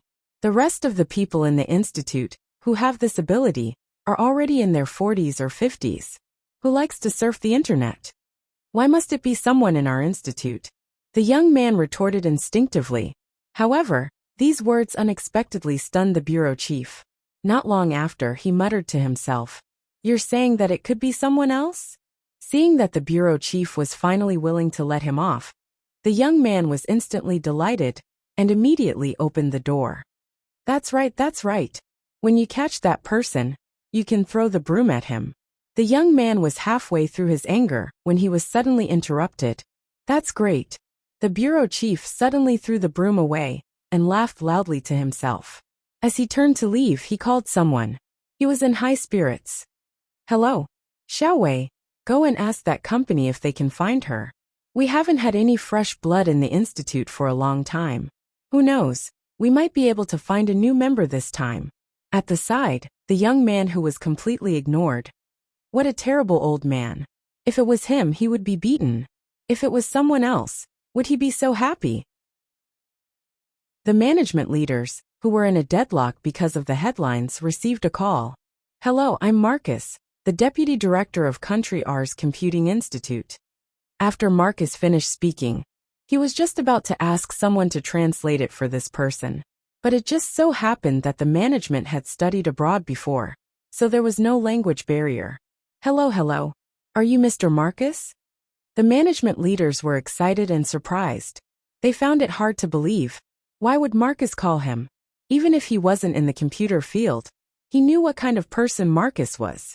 He was one of the most respected researchers in Country R. Since you can understand, that's great. Is it convenient for you to have a video conference? I want to talk to you about your company's matters this time. Marcus' tone was cold and arrogant.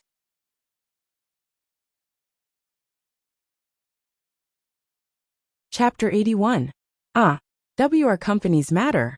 The management leader's expression changed, and his tone was a little slow. He suddenly had a bad premonition.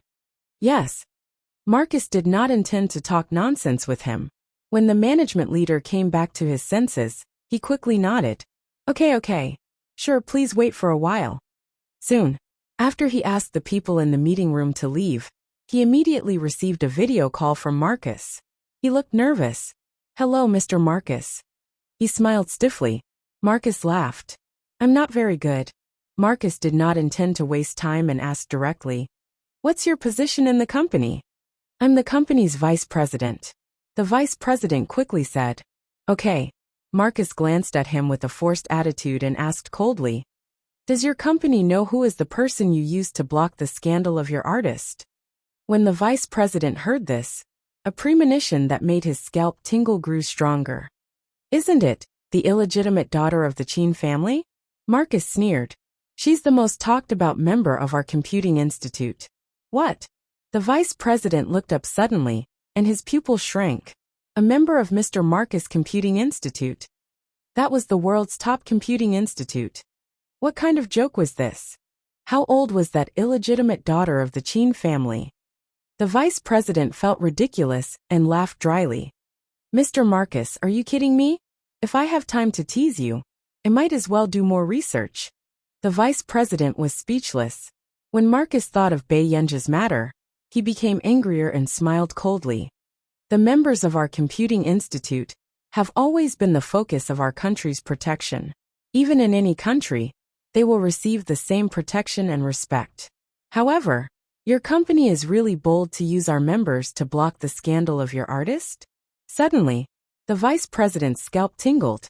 He really did not know that the illegitimate daughter of the Qin family had such a background. "Mr. Marcus, you've misunderstood. This is an accident." The vice president did not want to offend these people from the top computing institute. One of them could cause chaos in their company. If they offended this group, they would automatically enter the internet industry's blacklist. Thinking of this, the vice president felt a chill run down his spine. She began to regret using Bei Yenja as a shield. It's not an accident. It's actually a good thing. Marcus suddenly smiled and continued. Actually, our country really hopes that Miss Pei can immigrate to our nation.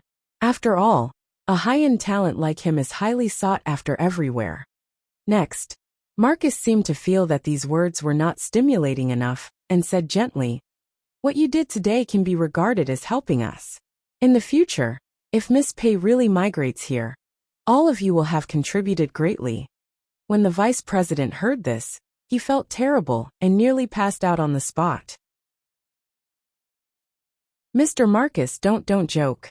Our Miss Pei will definitely not emigrate." When the vice president thought about how he might be labeled as a traitor one day, he felt weak all over. No way, Bei Yunj must not immigrate. Otherwise he would really be done for. Is that so? Marcus smiled. But speaking of which, Miss Pei really doesn't intend to emigrate. But this time, she seems to be quite unhappy. Chapter 82. Mr. Marcus, I'll handle this matter properly and apologize to Miss Bei Yunj. The vice president immediately replied. Upon hearing this, Marcus raised his eyebrows and did not provoke him further. Freeze the settings of the login software. It will be removed in 3 days. The vice president hurriedly nodded. Okay. It was fine if it was not removed, as long as that ancestor was happy. As for Miss Pei, I hope you won't say anything that you shouldn't say. She doesn't like these things, Marcus added. Don't worry, I'll keep my mouth shut. I'll have to trouble Mr. Marcus to deal with this matter personally. Marcus glanced at him and cut the video. Okay, I'll go back to work. Goodbye, Mr. Marcus. The vice president's smile stiffened. After the video ended, he lay paralyzed on the chair. Soon, someone knocked on the door. Vice President, about the headlines. The secretary asked cautiously. The vice president rubbed his face. Get someone to post a notice saying that there's a bug in the company. Oh yes, tell those people that in the future, anything related to Miss Bei Yunj can't be on the list. If they see her post, delete it. The secretary was stunned when he heard this. Didn't the vice president look down on the illegitimate daughter of the Qin family? This was treatment that even the famous artistes that the company worked with did not dare to receive. If the higher-ups ask about this, the secretary reminded him hesitantly. The vice president put on a fake smile. Miss Pei's reputation is the most important thing. If anyone has any objections, they can look for me. Soon after this matter was settled, the vice president sent someone to find out Bei Yunj's contact information. He had to apologize to this ancestor. Otherwise, if she really emigrated one day, he would become the person who added fuel to the fire of our nation's computing institute. Subsequently, to the vice president's surprise, he received a call from a big scientific researcher today.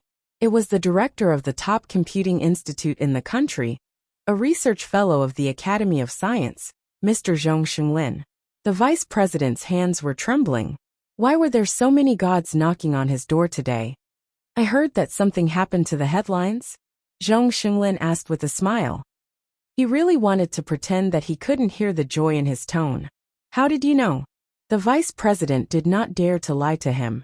One had to know that the people this person usually came into contact with were all important figures, that he didn't even have the chance to meet. Didn't some people suspect that it was done by our people? No, it's really not your place. The vice president thought that Zhong Xinglin was here to cause trouble. However, the next moment he heard Zhong Xinglin ask, Then did you find out who did it? Come tell me, who is this? Zhong Xinglin could not suppress his excitement. This was truly a talent that had been overlooked. No, he had to think of a way to recruit them. Hearing this, the vice president understood old Mr. Zhong's intention.